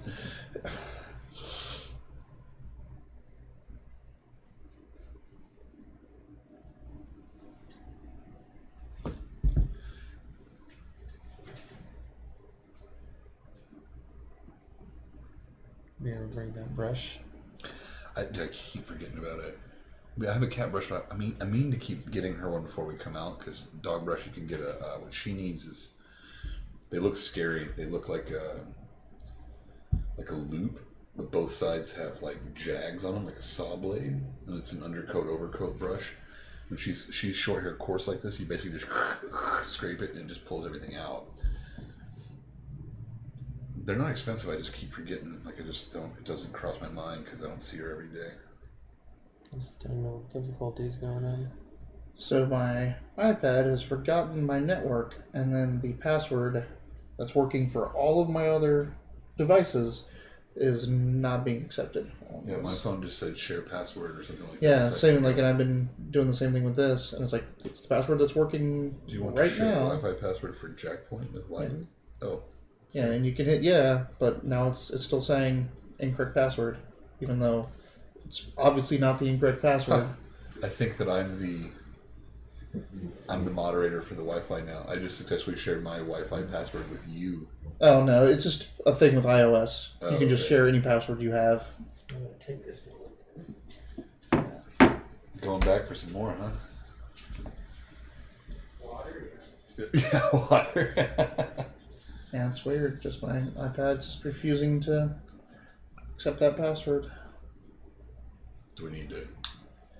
No, I mean if you need to take a break or No, I mean like, is it affecting like? no, this? it's, Okay, it's just everything's your streaming. iPad. Oh, okay, cool. The phones are going fine. Like it's just Interesting. All right, cool. just whatever this is.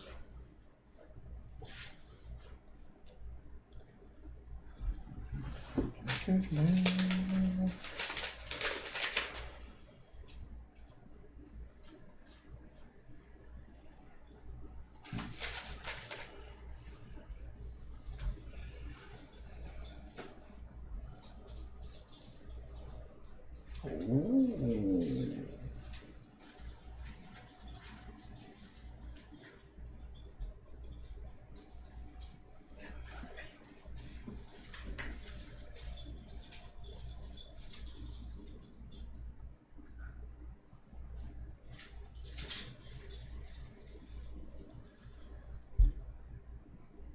Hey, restarting the iPad seems to work. Yay. Oh, I'm hungry again.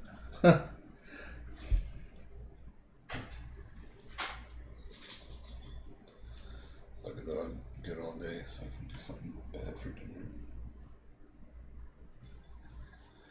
I'm actually gonna try this thing that I heard this guy was talking about. It was like doing. He does like he's a boxer. He's a Lyft driver I have, but he was trained by boxing or whatever. And he does like a medium fast. So like he'll eat during the day, but then like he eats later in the day. So like he eats from like 11 to 6, and then nothing else. So you can eat what you want, get your calories and stuff like that, but then between like 6 p.m. and the next day, you can't have anything. No food. You can have like liquids or waters and stuff like that. And I was like, that sounds terrible. It popped up on Reddit today in 2 different forums about it's called, I can't remember what it's called, the 16-8 or whatever it is. So you can free eat from 10 to 6. So 10 a.m. to 6 p.m. Eat away, have fun. But then after 6, you can't eat again until 10 the next day. And it's supposed to be really good for weight loss, and it shows very immediate and long-lasting results for people that are obese and also people that want to shed pounds at the same time. Like it's just a fasting thing. So this guy said he was using it to kind of shred down, and he was in way better shape than me. And he's like, "Yeah, I just don't eat from 6 to 10." And I was like, "That sounds terrible." Right. That's prime bar time. But I don't usually eat until it's almost dinner time, so I've kind of already done it. It might be one of the reasons I haven't gotten bigger. It's just I already kind of do that a little bit. I just think I need to be a little more mindful of it. I'm talking about actual intermittent fasting or Daily fasting. It says 16-8 is what it is. So from 10 to 6 you can eat. And then after 6, you can't eat again until 10 the next day. Alright. So you got some crazy good roll on your persuasion? 17. Mm-hmm. For the university, huh? They still after them Vernon boys? Trying to make them their errand runners? I don't really know anything about that. I just know we were given the task to try to locate them. You gonna mention Praxis at all to her? Sure. You don't have to. I'm just wondering. Or like it's not just a mission from the university, we're looking for them too. Right. You're looking for the Vernon boys because you're looking for Praxis, which is to say, might put her at ease of we're not looking for you. Or Right. Jax. Well, so yeah, yeah, we accept this mission just because we were told they might have knowledge on where a fellow by the name of Praxis is, and we're trying to find him. Oh, your friend's a Praxis? Why didn't you say so? Describe this Cyber Knight as a fellow. Yeah. This fellow. What Cyber Knight? Fuck She yeah. pulls up an ion pistol, which would have just disintegrated like everything in front of her, including you. She slams that down on the table. It's like, your friend's Praxis? Why didn't you say so? That makes a whole lot more sense now while you're looking. Unfortunately, I was out for most of the Mystic Tower adventures that they had. But if you're looking for Praxis, yeah, he's somewhere up north near Elks Lodge. If you're looking for the Vernon boys, I heard they got waylaid outside of Hannigan Orchard by the Ironworkers Union. Someone looking for Jax saying that me and him killed our old CO.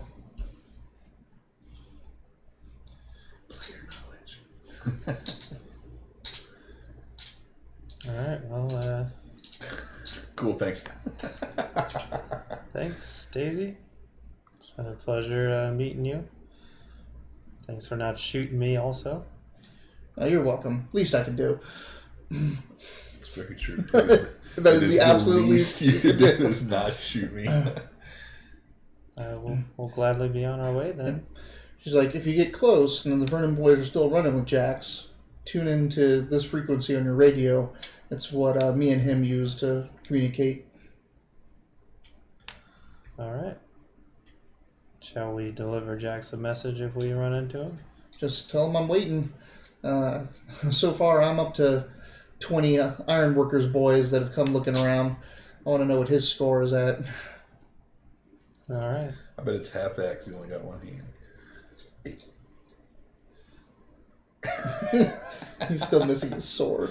This was a couple of weeks ago. Maybe he doesn't. All that happened a couple of weeks ago, didn't it? Which, the... Well, because they were saying that the Hannigan Farm incident when The orchard? yeah, or the sorry, farm? Or the orchard. That the orchard was several weeks ago. Yes. So we just missed that whole thing by just several weeks. The thing at the orchard, yeah. So he might have found his sword. Oh, he still had his sword then. Oh, okay. He lost his sword at the farmstead, the homestead up north. Wah, wah. I'm like making fun of a character you're not even playing.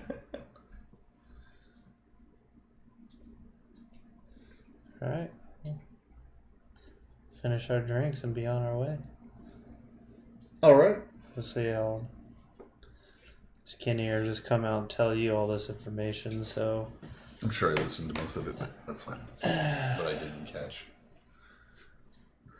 So you know that... So now we've been told that Praxis would be located up north towards this mystical tower and gargoyles. That's what the university told you as well. Mm-hmm. And the Vernon boys are east, so we have to choose. Again. We're not looking for the Vernon boys. That's right. But the mystical tower is apparently invisible. That was the reason to go after the Vernon boys, because they could tell you exactly where it's at. Gotcha. Well, I guess we're looking for the Vernon boys. Well, and you don't have to, like, you can totally. go north and try to, like, you can, if it's being hidden by magic, you might be able to find it. But you also have to go up and deal with Elks Lodge and gargoyles, possible gargoyles and stuff like Plus, it that. seems feasible too that if they're trying to disguise themselves from the public with magic, that there might be other things blocking Coalition from just walking up with Dogboys and be like, yeah, obviously there's a building right here. You know. Truth. Let's go look for them burning boys. Alright, but we want to call it a night here, right? Yeah. Say the night. Let's go to the Elkhorn and get some of those elk steak fingers. You read my mind. You stand outside and guard.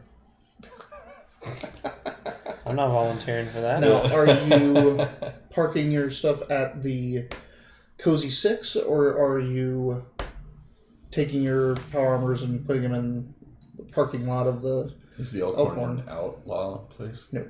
No? Then yeah, I'll bring back to the 6. Okay. Go back to the 6 and then head over for some steak fingers before we call it a night.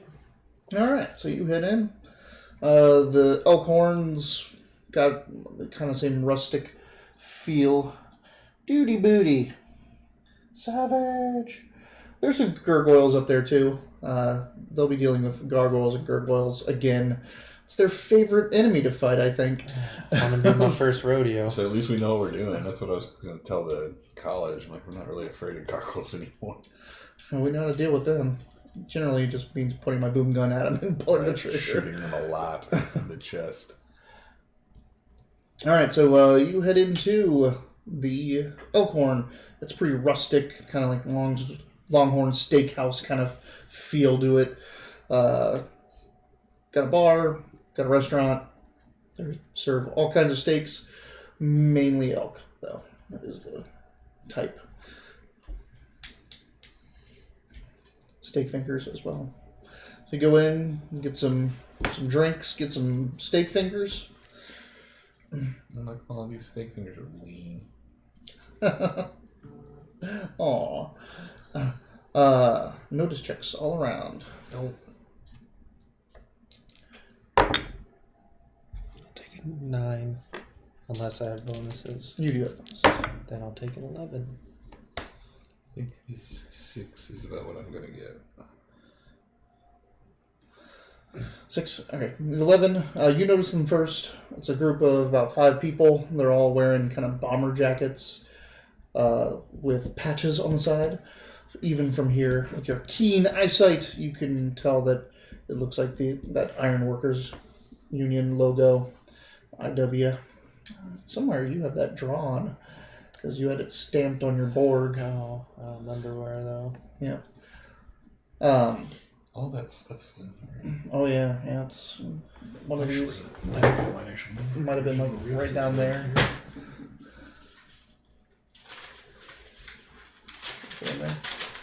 You can check right underneath. There's some pages right there. These are like glitter blade specs. Ah, okay. I know it's not super important. Yeah, but it'd be cool to see again. So they are coming in and they're blowing by the hostess, and scanning the area, and it seems like their gaze is falling on you guys. They're making their way over. Run. So you see him, right at the door at the hostess stand, so you can say something to everyone right off the bat if you want. Yeah, James, these seem to be the people you were so interested in meeting. Oh, well, let's meet them then. I do the old gun under the table. Are you guys up at the bar or are you at a table? I don't know. We probably would have sat at the bar. Probably at the bar. So we'll just turn the chair around. Yep. They walk up. Do this whole thing. Oh yeah, we want to. I would definitely just want to be like, yeah, I see you coming. Yeah, we're not scared of you. No. Shawnee's not even like you two both turn around. She just keeps eating her like salad, Yeah. like poking This at it. might be the twirling last at time it. that I get to eat from the restaurant for a while. It's just do like she's not paying attention or even giving them the time of day. So they come up. Well. Is this Mr. Boon Gun I've been hearing so much about? That's Sir Boomgut. No. It is. And who might I be speaking with? What is it from Newhart? Her name is Yeah, my name is something. This is my brother Daryl. My other brother Daryl. I don't know. You've never watched The Dewhart? No. That was like the catchphrase of the Three Idiots. That Who am I speaking with? yeah. That was just them. And like, my name is blah blah blah, and this is my brother Daryl. My other brother Daryl. Like the family ran out of names, so they didn't think they were gonna have a third. George Foreman. I kind of want to name him that now. Daryl.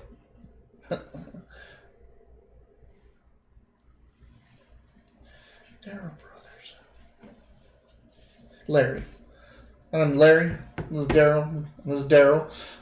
And then there's two other guys he doesn't even introduce. It's like also Daryl.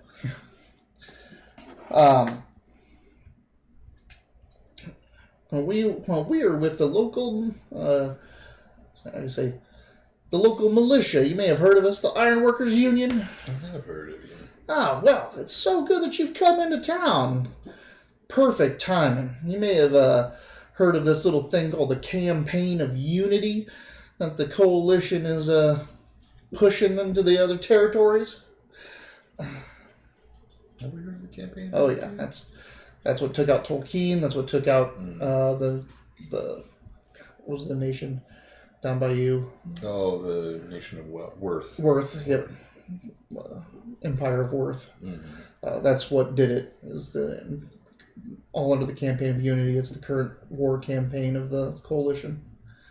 And of course, we're looking for good folk and big hardware. We got this little war we're fighting with the coalition. We ain't going to give them an inch of ground. So you signing up? I mean, that's what you're here for, right? That's what you guys do. Good. Do good. Damn it. Yeah.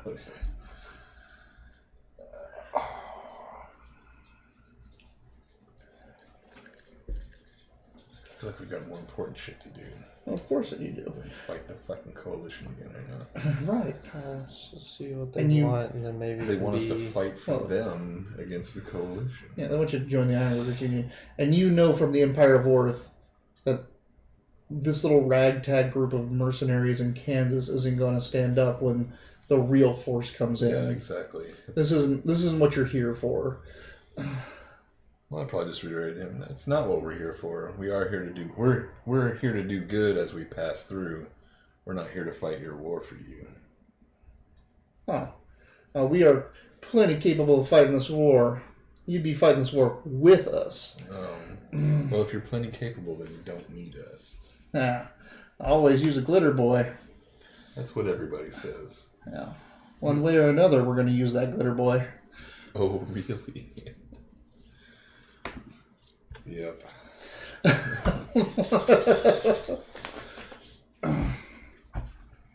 How many? 5 altogether?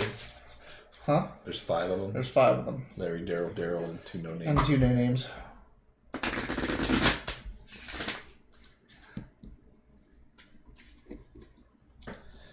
Run away.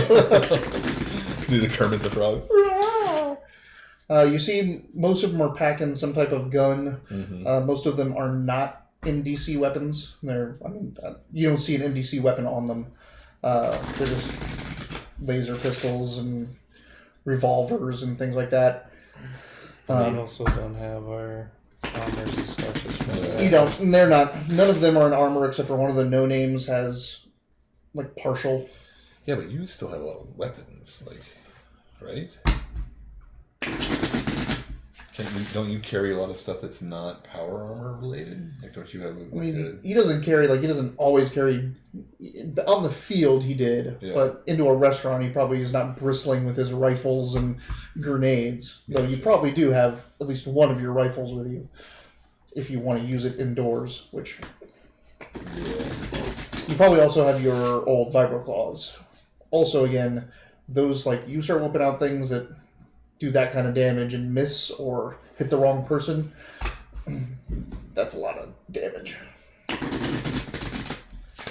Not saying you shouldn't, just saying. Yeah, I would think that Also- I'd probably just have the claws and honestly probably just the little laser pistol because I was just expecting to go out and eat and then go back and go to sleep. Right. Yeah. And, kind of like Law of the West, whatever they are going to be using against you, you don't you don't want to fight the Coalition and the Ironworkers Union and the Gargoyles. Like, Yeah. giving someone a beating and running them off is different than murdering 5 people. Yeah. I get it. I got a plan. Not really. I just know what I want to do first. 7 King. You got a Shitharian, too. I may get to go third this time. Let's see. Wow. That is terrible. 336. No. Just enough. Did I at least get the Dog Boy 3? No. Damn it. You get the Leyline 3 and like another magical 3, like a demon 3. Even the 6 is some Oh, yuck. magical asshole. 4-2 for Shawnee. Well, I might get to go first. And Double Joker. What did I get? 2. Yes. Of clubs. Though they go dead last is the worst card in the deck. Sweet. All right. So, yeah, he makes that veiled threat, and I'm gonna take my glass. He's the closest. Larry's the closest. Yep. I'm just gonna smash it across the side of his face. That's your plan? Fuck him. That's his plan. Is that fighting? That's fighting. Yep.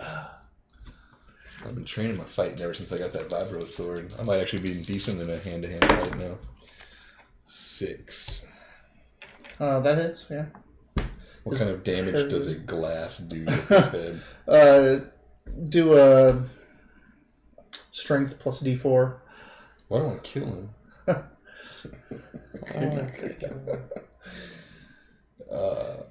So if I'm rolling my strength, What's your strength? 4. Okay, so it's 2D4 then. Okay. Then I get my wild dice. No, you do not. It is a damage roll. Oh, that's not right, a it's damage. Trait roll. Well, I don't really want to hurt him that bad. Yeah. So it's a pretty good shot. You want to knock him unconscious. Yeah. So, I mean, you want to get... Damn, man. Really? 17. Yeah, you knock him out in one shot. You're like, Yeah. And then I would and he like just to, goes down like I would a like sack. I would like to make that look like I completely did it on purpose and just stare those fuckers down and be like, get your friend and get the fuck out of here. All right. Since you did so well in that damage roll, I'm going to let you do a stare down and intimidation. Okay. If you want. Yeah. Do you have intimidation? No. Okay. So it'd be a 4 So again. roll. Yeah, it's a D4. It's -2 because you don't have it. Another -2 because it's a second action. Like I'm giving you this as a bonus action. But you get your charisma. So Okay. +4, right? Yeah. So it's just a D4 plus your wild die. No negatives. Double 1. Double 1. You stand up to look all intimidating and slip in the beer that just spilled out of that glass. And then about right. you don't fall or anything. You just it's just like and it completely ruins the the fear tactic. the fear tactic. All right. One down. That's you next. Like I spent all that time getting One my down. cards to stay. Yep. Now that they are. There we go. The 2 no names seems like they're squaring up for you because they're both the biggest. Sounds fun. How Shoot big him in the are they? knees. Like 6'4", 6'5", and then another one seems like You're all no. That's not, So that's not he's got cybernetics. He's got at least what looks to be cybernetic arms. But then the other guy is like 7 foot and seems to be a DB of some type. He kind of has like squinty little eyes. He's got normal skin, but squinty little eyes, like just little slits for nose. Shoot him in the kneecaps. Kind of just ogre-ish a little bit. So both of them are squared up on me. Yep. They seem to be the muscle coming in to take out the dog boy. God, I can't believe that critical failed it. That was like, It was like that the most awesome attack awesome smash. followed up by the Ah! worst. Nope. Nope. Fuck you, Dad. Well, Oh, that's the- dumb. Stand it. Well, the cybernetics one, can I more or less just try to pick him up and toss him Yep. out of my Fighting. way? It's just like, get out of here. Yeah, this is more Firefly than like. Oh yeah, this is good. Ooh. Out of armor, fun, fisticuffs. So that's 8. That's a hit with a raise. So Nice. make it's going to be an opposed strength check, but you are getting an automatic raise from that critical. So Just do your strength plus wild die. So just one strength die plus wild die? Correct. Mm-hmm. And you're essentially starting with a success right off the bat. Nice. 5 is pretty good. 5? Okay. It's not added together, right? No, it's not added together. Okay.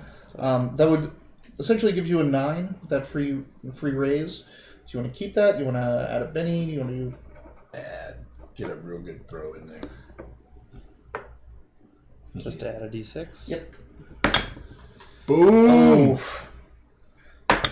Yes! What's happening right now? Damn. Here, have some of this potion. Where are you throwing him? Again, think like Texas Roadhouse, so the bar's in the middle. Are you tossing him like back towards the hostess station? Are you tossing him over the wall of the bar area? Power You tossing bomb him on his friend. You tossing him onto the bar or behind the bar? Throw him into his friends. Yeah, how close are his friends? Well, Like the ones that aren't, obviously, the one that's squared up on me, I'm sure is too close it's to be too like, close. But if you want to throw him at Daryl and Daryl, they're like a couple paces over there. You want to do that? No, let's just throw him like towards the entrance. Like, Get out of here! it's like obviously probably not out, but against a wall-ish toward. So you toss him, and like I said, like there's little walls and wood, all that stuff. So you just pick him up like it's no big thing. Like toss him like a sack of potatoes. One guy dropped like a sack of potatoes. You're tossing this guy like a sack of potatoes. His head hits the little wall on the way to the hostess station, and he hits the ground. You hear the clank of his arms kind of tumble and roll, and then he just like. He's in a position that does not look comfortable, and he is out. All right. Shawnee. Blaze of death. She makes it rain in here. So, quietly, Shawnee had touched her chain and broken it. So she stands up and walks up to the 8-foot tall guy and tries to do the same thing you just did to him. I'm just going to pick him up and toss him. Fighting. Ooh. Nice. Hit with a raise. It's true though, we're fucking hardened warriors. Oh, at this yeah. point. Like, I mean, these fuck are with us. mercs. These are tough guys, but not anywhere near what been through what you guys have been through. Come back when you've blown up the side of a mountain twice. Come back when you've defeated a Gargoyle Lord or some Spoogorth. We didn't quite beat that guy, but Jesus Christ. Mercs are nothing compared to Spoogorth, that's for sure. Right? Alright. So she, like... Daryl and Daryl, like you see, you drop him. They're starting to, like, square off with you. Then they see you pick up him, toss him back towards the thing, him just slump into a thing. Shawnee walks over to the 8-foot tall ogre, picks him up, and does the same thing like it was no big deal, and lands him on top of the other dude, and they're now both out at the hostess station. I can do exactly the same. Well, she had to use magic for hers. Yeah. So Daryl and Daryl. Daryl and Daryl. So Do it. I'm gonna roll some guts for these guys, some spirit. See how much they're in the fight still. Okay, so one guy, like one of the Daryls, is like, "You mother!" He just tries to take a swing at you. At James. Yeah, and we're standing in front of each other now. Because it was Daryl and what was that guy's name? Larry. And I just What's your Larry, parry? and then I slipped and fell. 18. No, it's like 4, isn't it? 7. 7. 7. I've been taking fighting. Oh, and you're stuff, yeah. fighting as what now? My D8. Nice. Yeah, ever since I got the vibro sword, I've been slowly working on my grapple, so I don't have to use my boom gun as much. Plus, when Oh, and you have martial arts and all that jazz. Yeah. I forgot that you had combat that. reflexes. You would have done. Yep. You had all that martial arts training and all that stuff. I forgot about that. You would have had bonuses to that roll, but I mean, you took them out anyway. Yeah. So he takes a swing and barely hits you. Ow. Yeah.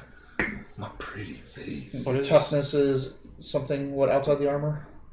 5. Yeah. He doesn't get a good connect. Just it's a into your like collar or into your shoulder. You just whatever. But other Larry, other Daryl, freaks out and he pulls his gun. He's like, all right, just let's all calm down here for a second. He's got a revolver pointed at you guys. That was his action, so. What is your parry based on again? It is half your fighting die type, the number, plus 2. Oh, so it should be 6 then. Why is it No, 7 because you have that martial combat arts. right. You have one of your martial arts combat trainings that you got from your. So if my fighting die is a D10, then it would that. be 5 plus 2. Okay. So hey, that's not updated. It's good to know. You have a jack and a 10. Not bad. I don't remember what it is that gave it to you, but there was something that gave it to you. No, I know just funny that I didn't write it down someplace. No, that's no good. Ace 3-9. So that's better. It's the worst ace you can get, but that's fine. Hey, there's that 3. Oh, your dog boy 3. Queen 5. And they got a 2 again, but it's the best 2. It's a strong 2. Ooh, Strong 2. And it's not they anymore, it's just Daryl. Daryl. Well, no, the other one, both Daryls are still up. The other one just swung at you. Oh, that's right. I'm punching that Daryl. All right, so Ace, you got one guy And he's trying to fisticuff James over here, and then you got a guy pulling a revolver on y'all. Who is he pointing at? Or Like everyone, he's just kind of backed up, and like it's Daryl and you were there, so you and Shawnee are on the other side of them fighting. So he's kind of just pointing it at you and other Daryl. But it could, go past any one of you. Is it going to take me an action to pull out my pistol? Nope. His was a panicked action. Just try to aim for his legs. Or shoot it out of his hand. Yeah. Let's see what you got. Show me what you got. Let's do it. You gonna do it? Yeah. Don't shoot me. -4 for -4. shot. Yeah. Sorry, you can add a d6. It's fucked up. I mean, it's I did. 5, it's a hit. I have With a 9, 5. Mm-hmm. All right. So you pull out it's just a little, it's like a laser pistol, right? C18 laser pistol. What's the damage? 2d6 AP2. Okay, 2d6. That's a hell of a pistol. So yeah, you pulled out that thing and just, and so it hits his pistol. Roll damage. I want to. Yeah. Yeah, you fucked his pistol up. That's already 8. 12. 12. Okay, so you shoot, and it's a revolver. So you come around the corner, come around other Daryl and him fighting, just shoot that. It hits the cylinder, incinerates it. All of the ammunition, all the bullets in it go up. So it explodes in his hand. His hand's all shredded and all that stuff. Makes a really loud boom sound in here, which the rest of the patrons have now this has gone from bar fight to something else. One kind of perks up and looks, but no one's screaming or running. A couple people reach for their guns, but they. It's gotten cyberpunk in here all of a sudden. Yeah. Shawnee. Shawnee's gonna step around you and try to knock him unconscious while he's screaming and looking at his hand. Cool guys. That's kind of fun fighting low level people. Barbara,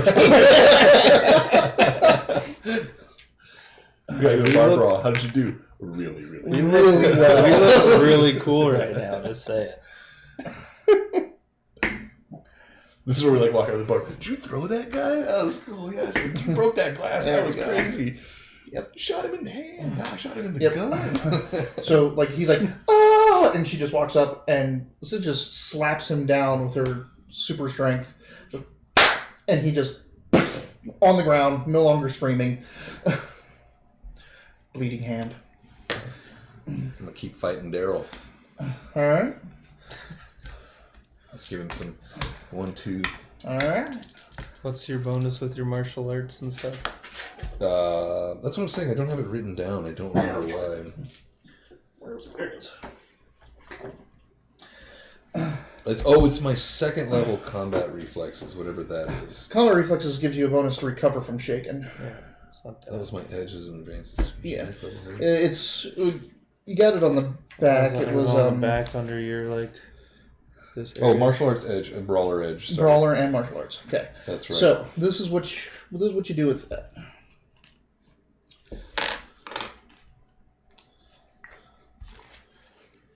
So a martial artist, you're never considered unarmed in combat, so you're never subjected to the unarmed defender rule. You don't have negatives for fighting someone with a weapon. And on a successful unarmed attack, you add D4 to your strength roll, as if you were using a small weapon. So even when you're unarmed, you do strength plus D4. Gotcha. And then brawler. Brawler is... on a successful fighting roll, you add +2 to your damage. So your damage is strength plus D4 plus 2, and you're never unarmed and that's all when you're unarmed. I'm about to knock this guy's jaw off. Right Yep. now. So 5.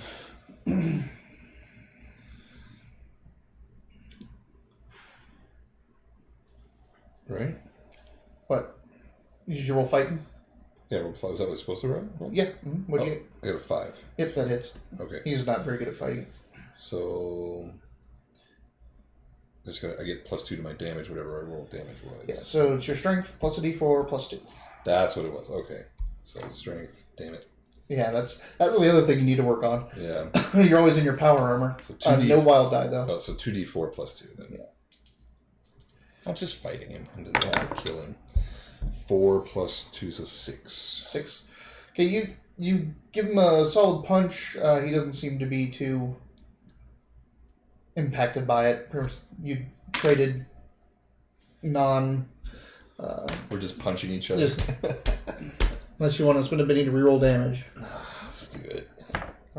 I would say don't worry about it, but It's his pride. my pride now. There we You go. feel that? 8. It's your pride talking to you. Okay, so you wound him, like you've given him a wound. Broke his nose. I mean, pretty much as soon Hit him in the as jaw. Before Shawnee go over there, he's done so. Yeah.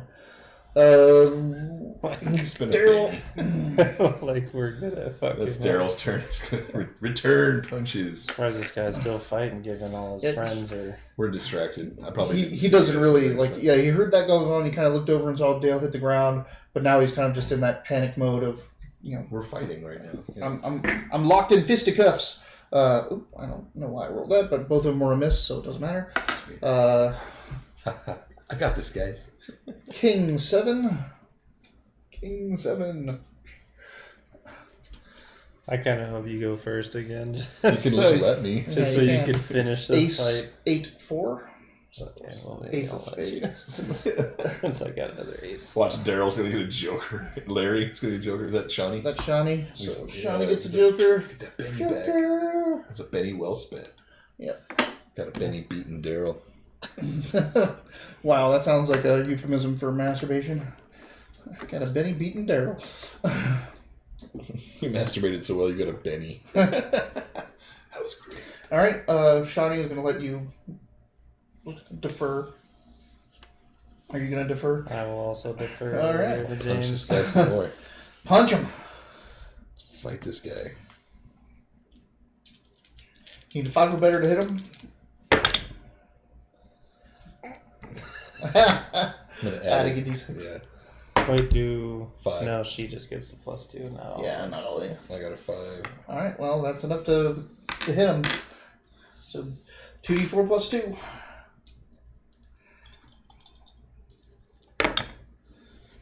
Seven. All right, you have put another wound on him.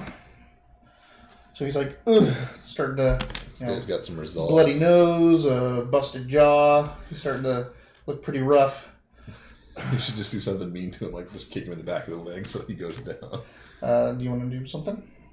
I will if Shawnee's not She'll going. let you. I just want to go over there and basically just pick him up. Yeah, just grab him by the collar and pick Just him be up. like, hey, collar that bomber jacket. Let's. I'll be like, He's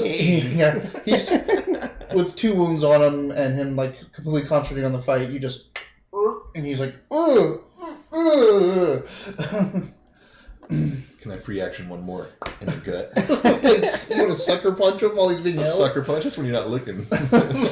He can't defend himself. It's a sucker punch. Oh, I guess we should probably tell him something. I was gonna say, that's why I figured we'll talk to this one. Yeah. He's the only one left conscious. We didn't kill anybody. I'd probably do one of those little things. Be like, listen, we tried to be nice. You tried to be mean. So we were just being mean back. No hard feelings. Get your guys, get the fuck out of here and don't bug us anymore. Kind of looks around. He doesn't see the other 2, so he's like, what? And he looks over Daryl. On the ground unconscious with his bleeding hand. And, yeah, all right. You let him go? Yeah. You get harshly. So yeah, a small toss. Like, that he might stumble a little bit. Just embarrassing. I can't believe I slipped in the beard. This would have been a perfect fight. So he picks up other Daryl, throws him over his shoulders, and he's like, looks over at Larry, still on the ground, from the initial punch, starts walking out, and then sees the crumpled forms of the other 2 guys. He's like, and he just kind of like steps around them and walks out the door, like hitting Daryl's head on the door on the way out accidentally. And he is off into the night when the everyone else like guns out, looking around. All ironwork. Guns go back in the holsters, and people start to hear the clink of plates and drinks again. The bartender like yells to the bar back, like, "Get a mop!" And the hostess kind of walks up and is like, Can you help me get these guys outside?" Yeah. Let's do it. So between the 3, you grab Larry, you and Shawnee grab the 2 no-names, just drag them outside, put them on the waiting benches outside, line them up, head back in. Yeah, why not?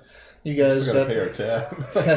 You've got a fresh beer. There's a So got steak bar fingers to eat. Yeah, like, we're not bar back is here. mopping up the beer and blood, and That's the fun part about fantasy. If this happened at the bar, I'd be like, all right, look, everybody's done. Yeah, close out. Go home. Yeah. nope, I'm not gonna waste business just because there's a fight. Yeah.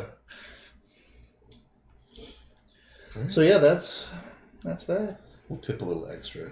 Sorry about the mess. We should get in more bar fights. Just walk around picking fights. It's like, that's how long fun. did she was doing it again? That was way easier. To the point where like you guys were just letting me punch someone. It's like, oh, just let James try to. I was doing a good job. I'm just not very strong. Yeah. I'm really quick. Like, yeah. Shawnee did have to cheat a little with her magical strength enhancement. Well, that's just because she wanted to do something fun. Yeah. Like, she probably could have beat these guys up with her fighting, but she's like, I want to throw that guy. Yeah, I want to do what he did, just to prove a point. Yeah. So, you guys eat, drink. Be How long you staying? I mean, not all night. We're I still... mean, we're having our food. We'll probably have a few drinks. Just Honestly, we'd now probably that stay a we're- little later because we'd be kind of jazzed and high-fiving each other over adrenaline's pumping. So we're like, yeah. High-fiving and stuff. We're doing that thing where he's like, you see how I hit him with the Yeah, glass? exactly. Like, yeah, we saw. That was good until you slipped down, you dumb dumb. Yeah, right? How'd you pick that guy up? I had him. I think you broke his jaw. I was gonna break his whole face. So yeah, once the excitement of that wears down and the weeks on the road finally start settling in, Yeah. along with the alcohol, time to hit the road, go back to Cozy 6. We're not even scratched. Like when I got love tapped once, right? Yeah, That's you it. didn't take any damage.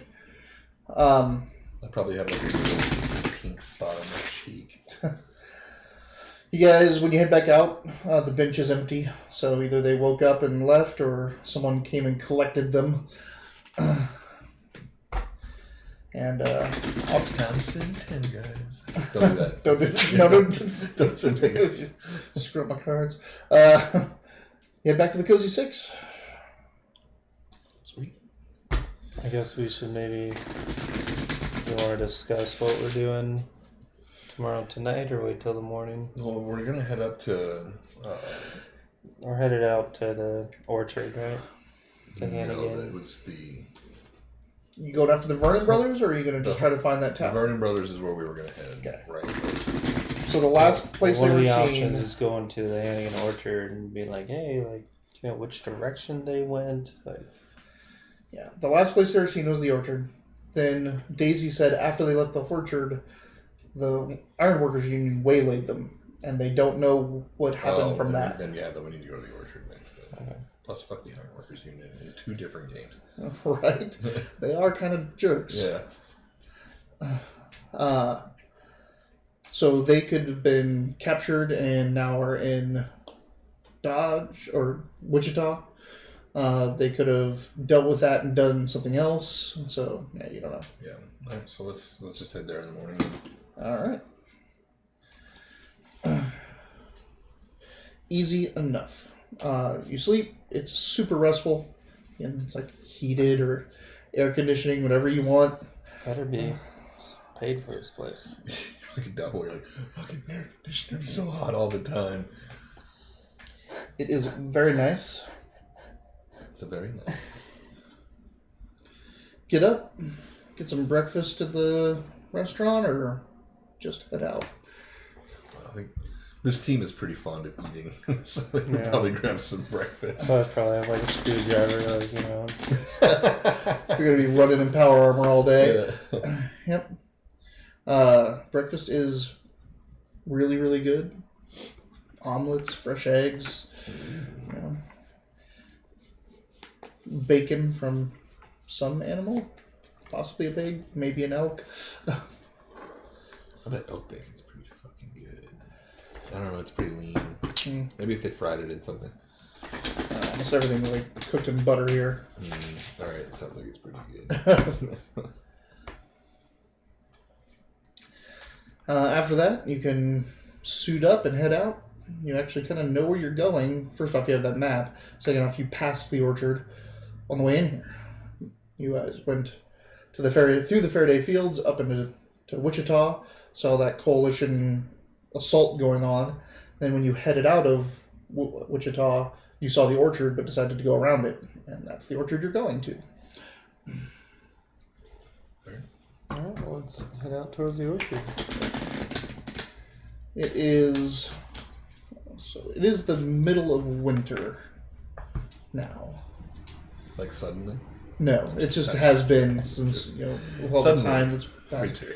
So, you head towards the orchard. Well, we're in Kansas, so you don't know what the fuck's going on. All these techno wizards and magicians and shit. That's why I was like, is it suddenly winter? No, now, it has been winter since you left. Or like when you walk into the orchard, it's like winter when you get No, there. actually, when you walk in the orchard, it's spring when you walk in. Yeah.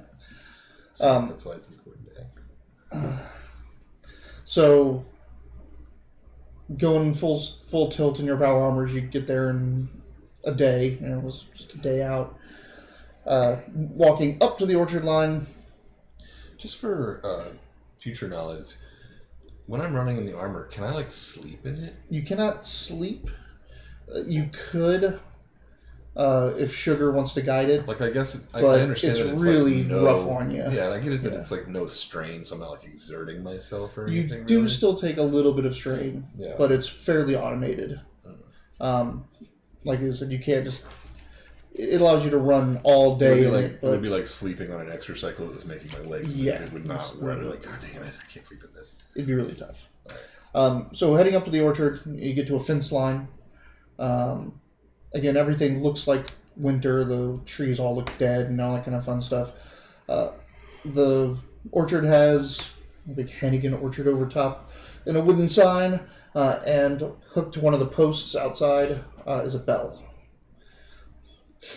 Just like an actual like ringy bell. Is it cracked at all? No, it is not cracked. It is whole. With like 2 boom guns, the bell. Boom! Take off that side of the signpost and the They fence. come out, we're all happy.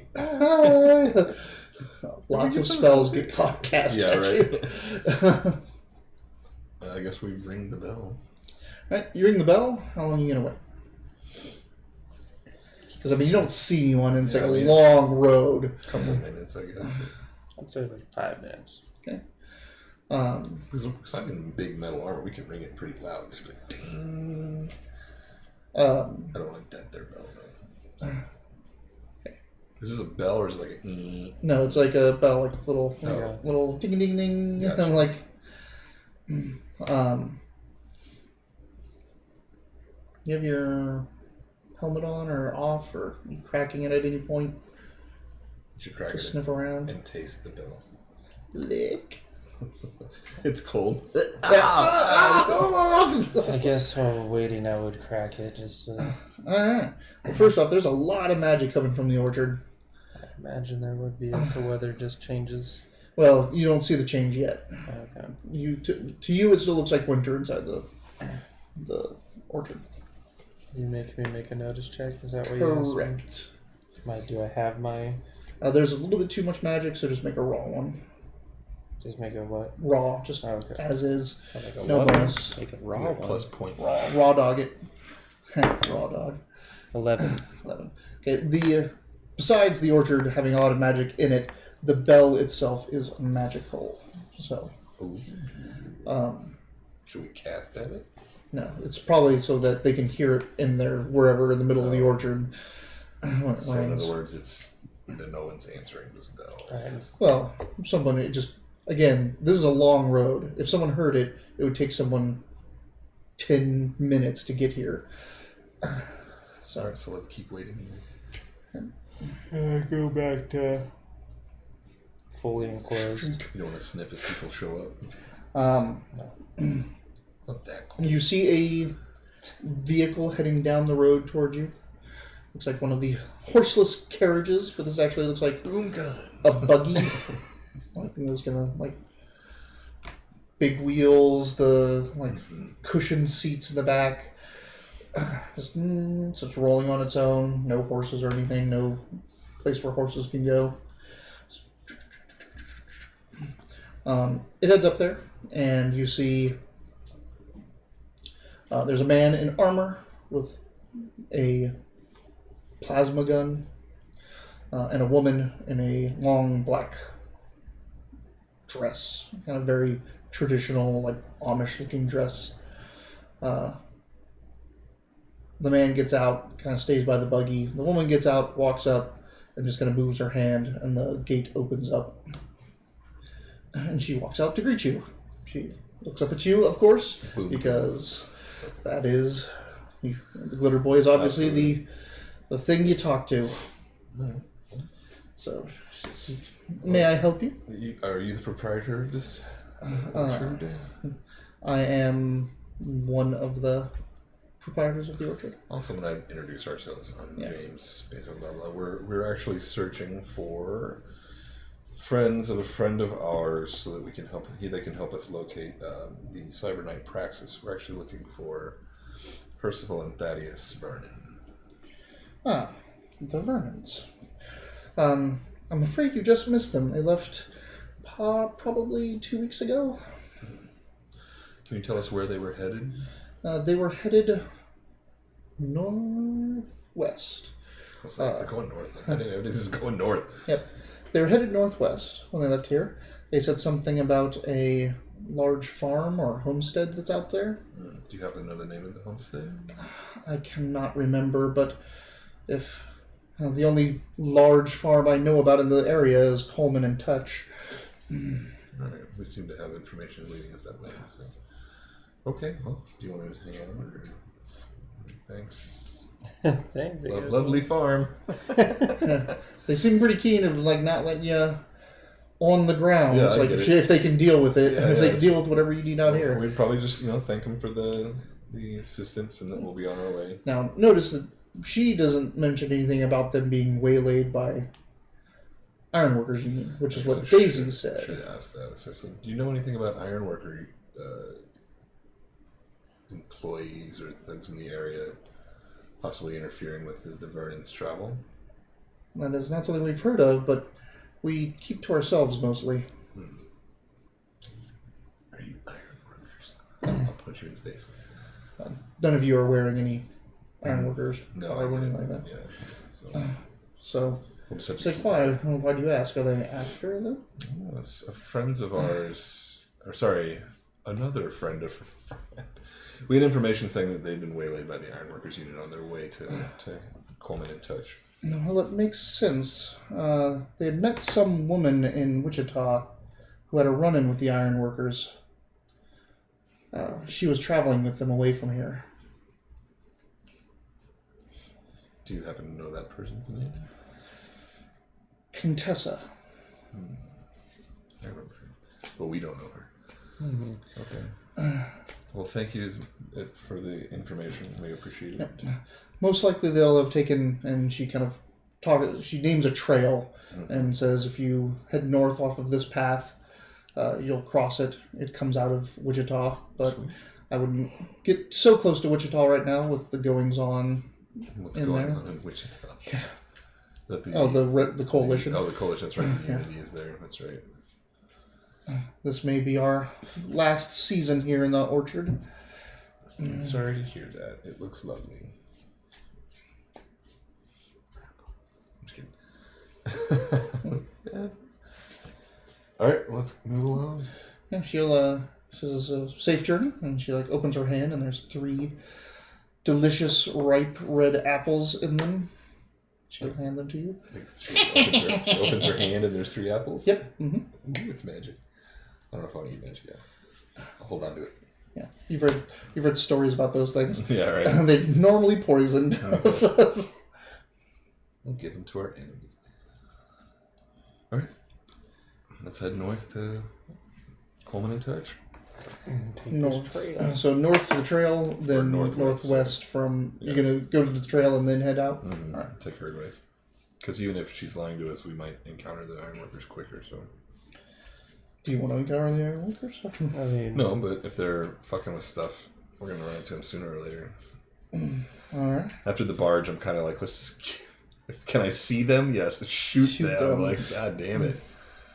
Rain, invisibility. I'm knocking down the forest to you just hear laughter and All right. You head north. Notice checks.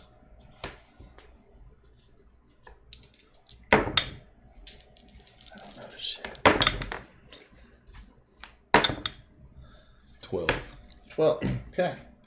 I know your roll sucks when you don't announce it. Well, I don't see anything. Moving on with life. Stop shuffling. What?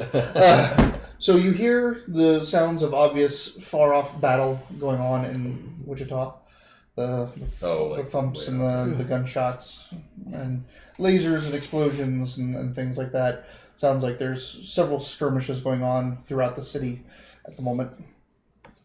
Probably small skirmishes. There's not prolonged sounds of battle, but just little. Yeah. Rebel fighting. But you're keeping a close eye on the city line, the skyline of the city, as it's off to your right.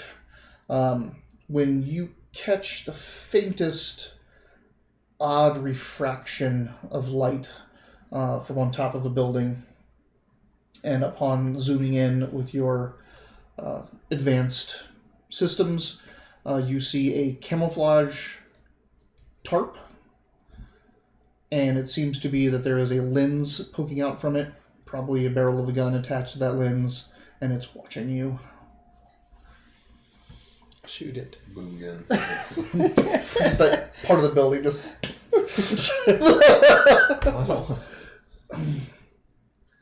I mean, am I loud enough to say that I see you? It's pretty far away. Yeah. And it's... Whatever the gun is at this range, it wouldn't be able to hurt you, but someone has obviously seen you and is tracking you. Is it in the direction we're actually heading, or will we be kind of... It's to the... So you're heading north. It's in Wichita, which is to your east. Oh, so we're actually on the outskirts. Yeah, you're not in the city. I know that, but I'm just saying we're close enough that we can see the city skyline. Mm-hmm. All right. Smoke launcher. Just kidding. Why would I do that? No, because you wouldn't be able to code enough of the... And then we come out of the smoke. Keep going. Yeah. keep it in mind, or what do you want to do? Yeah, with this? just I mean, obviously, a skinny that there's someone watching this. I would say just keep it in mind. Like, they're too far away to affect us right now. And Well, you can let him know that you see him. That's what I was thinking about. Was warning shot. Like, You could just point the gun at him, and they'd know. well, let's do that. Then. That's a good point. So let's turn and lock in and point. Yeah. Yeah, you see that tarp go real fast. Fucking shoot him anyway. No, I'm just kidding. Boof, a piece of the Building is gone. No, okay, we'll move along. Okay. Keep that in mind. this was like how far out of or away from the orchard at this point? You're a Very- couple miles out from the orchard. Okay. Just trying to get an All right. idea. So So all of you a little bit more weary of the skyline now because you've been spotted and you don't know by which side Yeah. and what they might want to do about it. But it is about another half mile when there is a sharp wail from the city behind you, kind of like it's to your right, but also behind you. So to the east and south, coming from back towards where that person was watching you, not the exact spot, but closer up, two very loud engine noises screech up, and two Samuses blitz out of the city and start coming right at you, attack pattern. You've seen this done generally from the other side before. They're coming in low and fast and at angles to kind of mess with targeting, and they are coming to get you. I'm gonna blast that sucker.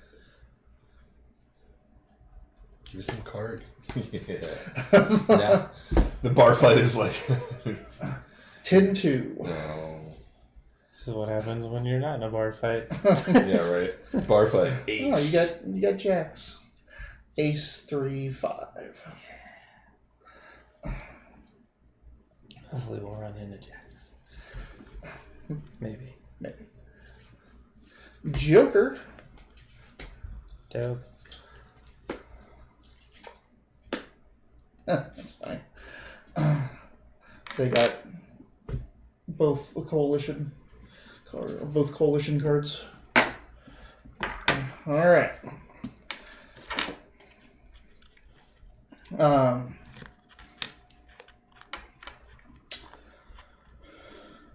Twos.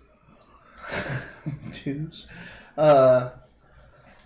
She is just armoring up, jumping off her little hover vehicle, armoring up, pulling out her sword, and getting into a position. Actually, she's going to pull her bow. She has a bow? What? But it takes her turn to get all that out, unfortunately. So, Ace.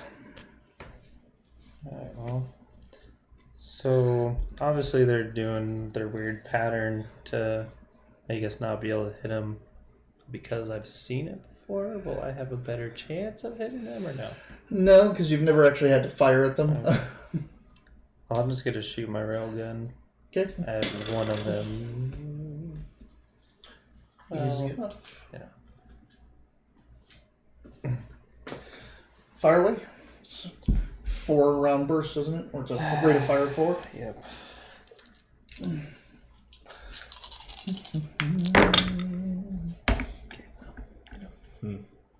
Oh, no, a 7, 6, a 5, and then Oh, it was a 10. yeah, it was. And a 12.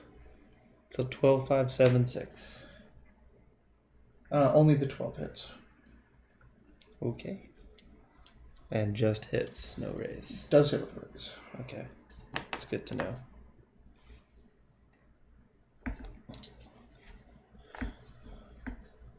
That's with a raise. Dope. There we go. 9, 17. 25. What was it already? 25, yeah. 30 plus 4, so 34 with AP 6. 34. Jesus. I made that one hit count. You did.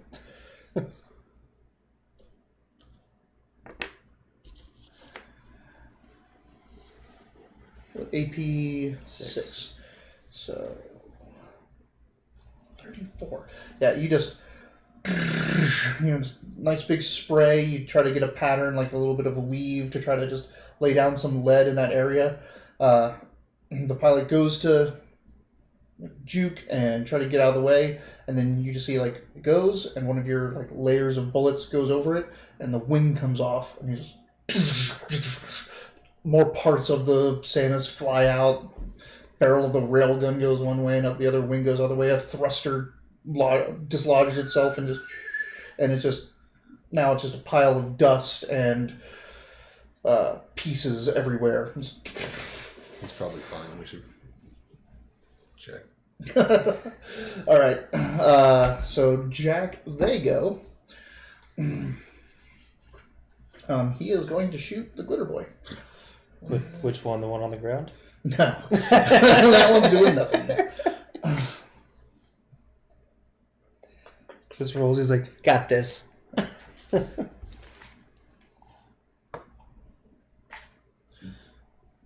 some reason, the coalition doesn't like you. Everything that's strong doesn't like me. My size is 3 and I'm shiny. Like I'm a target. Oh yeah.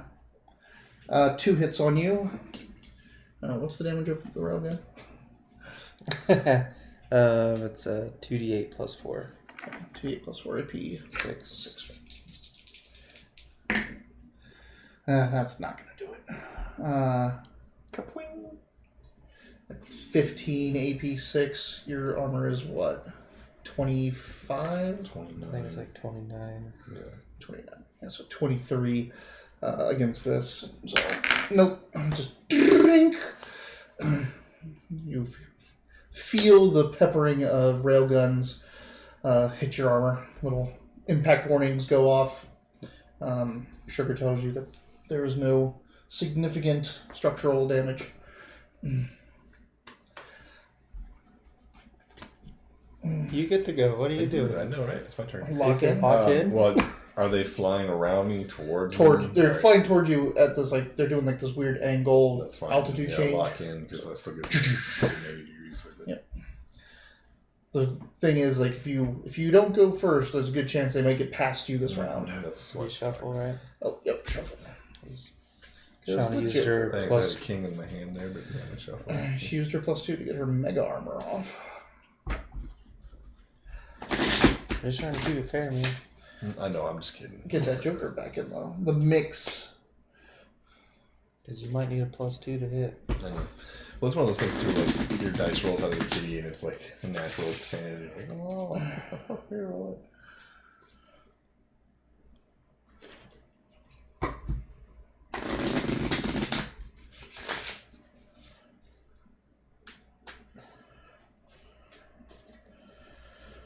I'm not gonna lie, I'm a little surprised, like, in general, that these coalition guys are just like there's clearly in a big battle, and they're like, oh, let's go get these guys. It's like, Yeah, skirmishes wherever they can find it. And I thought, hey, they don't know that you're not the Ironworkers Union. You're people in power armor in the battle zone. So they thought, hey, there's some people in the back line trying to flank or move. Mm-hmm. So, and Samuses normally are not bad at taking out things that have to stand in one place. You know, they get behind you and just pump rounds into you. They can get a 27 or 37 or whatever you rolled. That's all it would take.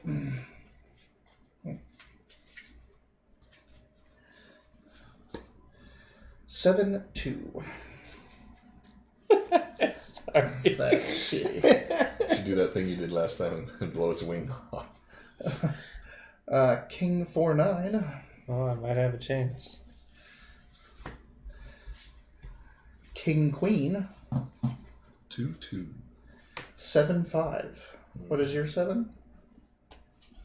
Heart. You go first. Sweet. Well, of the two I go sevens. before it. So what did you get? I have a king of clubs, so she Okay, will go Shani before goes. me. All right, she is launching a burst of 3 arrows at the thing.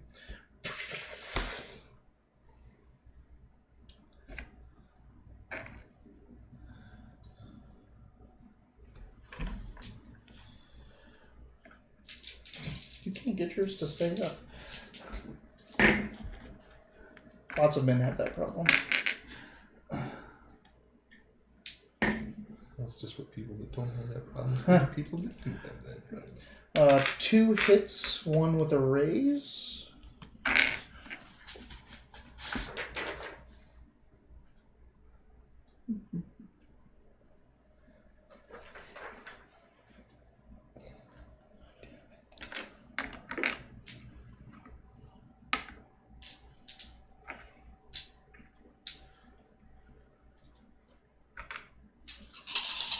Feel it shatter one.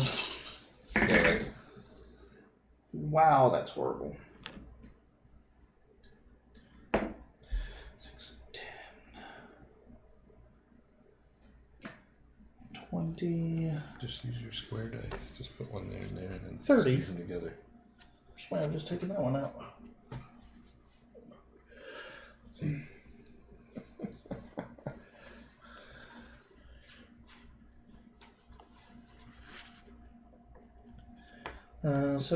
30 minus 17 is 13. Mm-hmm.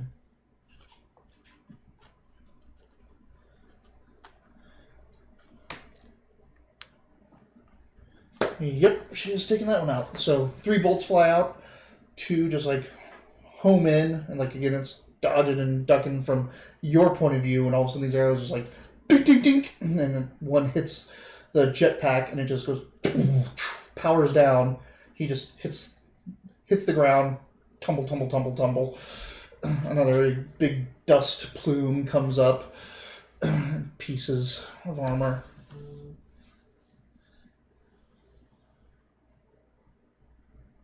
That's it. That's it. There was only 2. Yeah, big guy, don't worry, we got this one.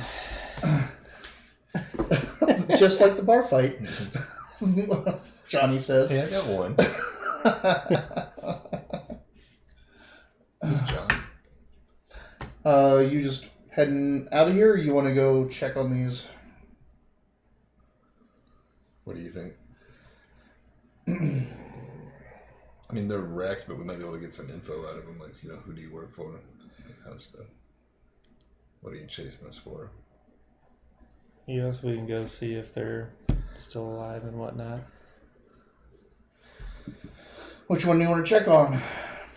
Whichever one is closest. That would be the one Shawnee hit, because it got another turn to fly. Also, the other one was wrecked pretty bad. This one had a better chance. This one of just surviving, kind of glided down when its power went out, dragged, and then kind of tumbled. I'm going to stay locked in case he gets back up. All right. Because every time I unlock, something fucking happens. Like, unlock. And now you don't unlock, and the second wave comes in from behind you. That second monster appeared in front of me. We were fighting this blue gore. You're like, are you staying locked in? What are you doing? I'm like, I'm unlocking. And I'm like, I moved position, and that thing appeared in front of me, and I was like, son of a bitch. So you and Shawnee head over there. Mm-hmm. You see that the armor has gone into injury recovery mode, so it's kind of like locked into place to avoid any more damage to the pilot. But yeah, it's just sitting there inert. Obviously, the person is too injured or dead, or the armor is too damaged for him to continue fighting on the ground. So this thing has been taken out completely and is locked into position. So head up to it. It's not moving. It's just sitting there. You knew if you scanned some of the sub channels, you would hear its distress beacon going off. teabag it. Dink, dink, dink, dink, dink. I taste the And pull the helmet off. yeah, I guess so. See if the pilot is alive. You reach down. You have to take a moment to break latches and things like that. But your armor is made to get into things, so just pull out your welding torch. Pull off the helmet, and there is a seems to be like an 18, 19-year-old girl pilot in there. Jeez, you guys. This was Shawnee. This is Coalition. I'll get out of the armor. I'm like, I got this one. I can take this one. She's barely conscious. Who does number 2 work for? Who does number 2 work for? I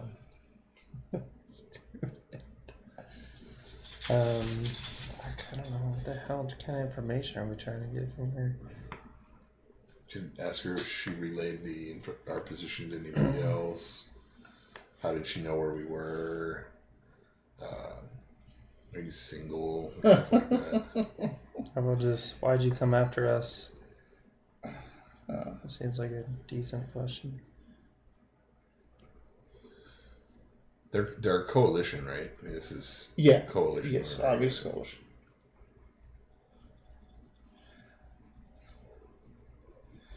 She says, Aurora Fade, MSS 11622. Mobile, was it 44th Force Security Battalion. And she's just droning that out, and it's, what it is. It's the only thing they're supposed to say during interrogation. From it, though, that she is from Missouri, from Coalition State, Missouri. The 44th Force Security Battalion is, from your time. This might be obscure since it was Missouri and you're not from there. Roll a knowledge. Just roll a smarts. Because it's straight up smarts. Yep. Unless you have something like history coalition or knowledge coalition. No. Yep, just roll straight up smarts. With wild? Yep. 4. You want to take that or leave it? Add to it? Sure. What are you doing to it? 7. 7. The only thing you know about the 44th Force Security Battalion is that it specializes in engineering, and that it's usually what goes in to try to build up fortifications. They're a blitz building battalion, so they can move into an area and establish a front or a beachhead very fast. Okay.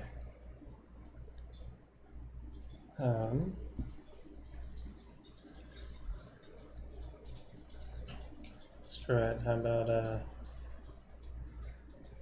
tell me why you came after us and what you're doing here, or I will kill you. Intimidation. Yes. I told him wouldn't kill a child. Do you remember the second session when those 2 coalition guys were talking to you on the radio trying to help you out, and then they ran up afterwards and hi, and you just annihilated them? I forgot about those guys. He hates coalition. Yeah. I got a 5 because I have a +2 because I'm strong-willed. So 7. She's pretty out of it. So she just repeats, Aurora Fade, MSS 11622, Mobile Engineering Specialized Battalion. 44th Force Security Battalion. Teabagger, but you're in power armor, helmet's off, and just crush your face. You know that right now that suit is pumping her full of pain meds and all kinds of shit. How far away is the other one? Not that far. I mean, you're in power armor. You have that leap. You could jump there. Alright, Shawnee, watch over her real quick. Be right back. Let's go check and see if the other... Okay. That one is... It locked into medical positioning, but its helmet's caved in, and like part of its like this armor and all this looks like it's jammed inside the rest of the unit. This guy looks like this. You're pretty sure if you were to crack this open, the person is just dead. So my shot was better than Shawnee's. That's all I wanted to come over here. Right, let's go back. Not really, but We're back, Shiny. Yeah. All right. now, I mean, its railgun is sitting around somewhere, right? Yep. I already have one. I don't need a second one. You can grab ammo for it if you wanted to. I mean, I guess, yeah, of course I'll do that. You just pop off one of the packs in the back, and it gives you another full load for it. Do you already have a railgun? He does. I have a vehicle light laser instead. Yeah, Okay. that's what he uses because it goes into his pack. Doesn't have to carry around ammo. I was just thinking like something that besides your boom gun to Yep. use in And times I also of have a vibro sword, smoke Yeah. launcher, or something like that. I'm actually a pretty fucking well equipped glitter boy. So, you leaving her? You taking her? You killing her? You should put her out of her misery. Slash. No. No, I don't know. you're heroic, I so can't do that. No, I you was can't gonna say, do it, you know Ian's. and you wouldn't. Yeah, Ian's. Ian. Sorry, James is fucking. Who the fuck is Ian? Ian's who this is named after. James McKellar. Ian McKellar is my buddy. McKellar's last name. I was just trying to find something kind of English to make it sound like whatever. But James' opinion would be that you not do disapprove, this, but yeah. he's not going to stop you because this is the coalition, and we've had lots of issues with them, and they did try to kill us right now. So.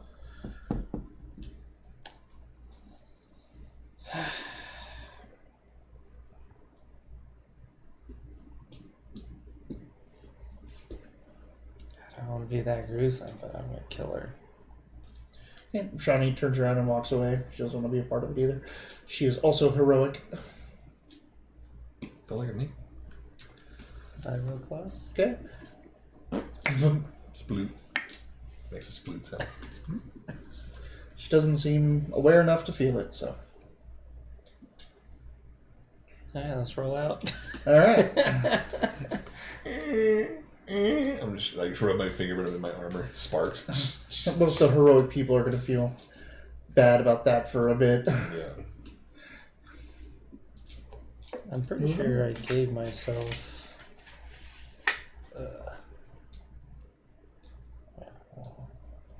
I already had a knife or whatever that's coalition, like extreme hate. Yeah.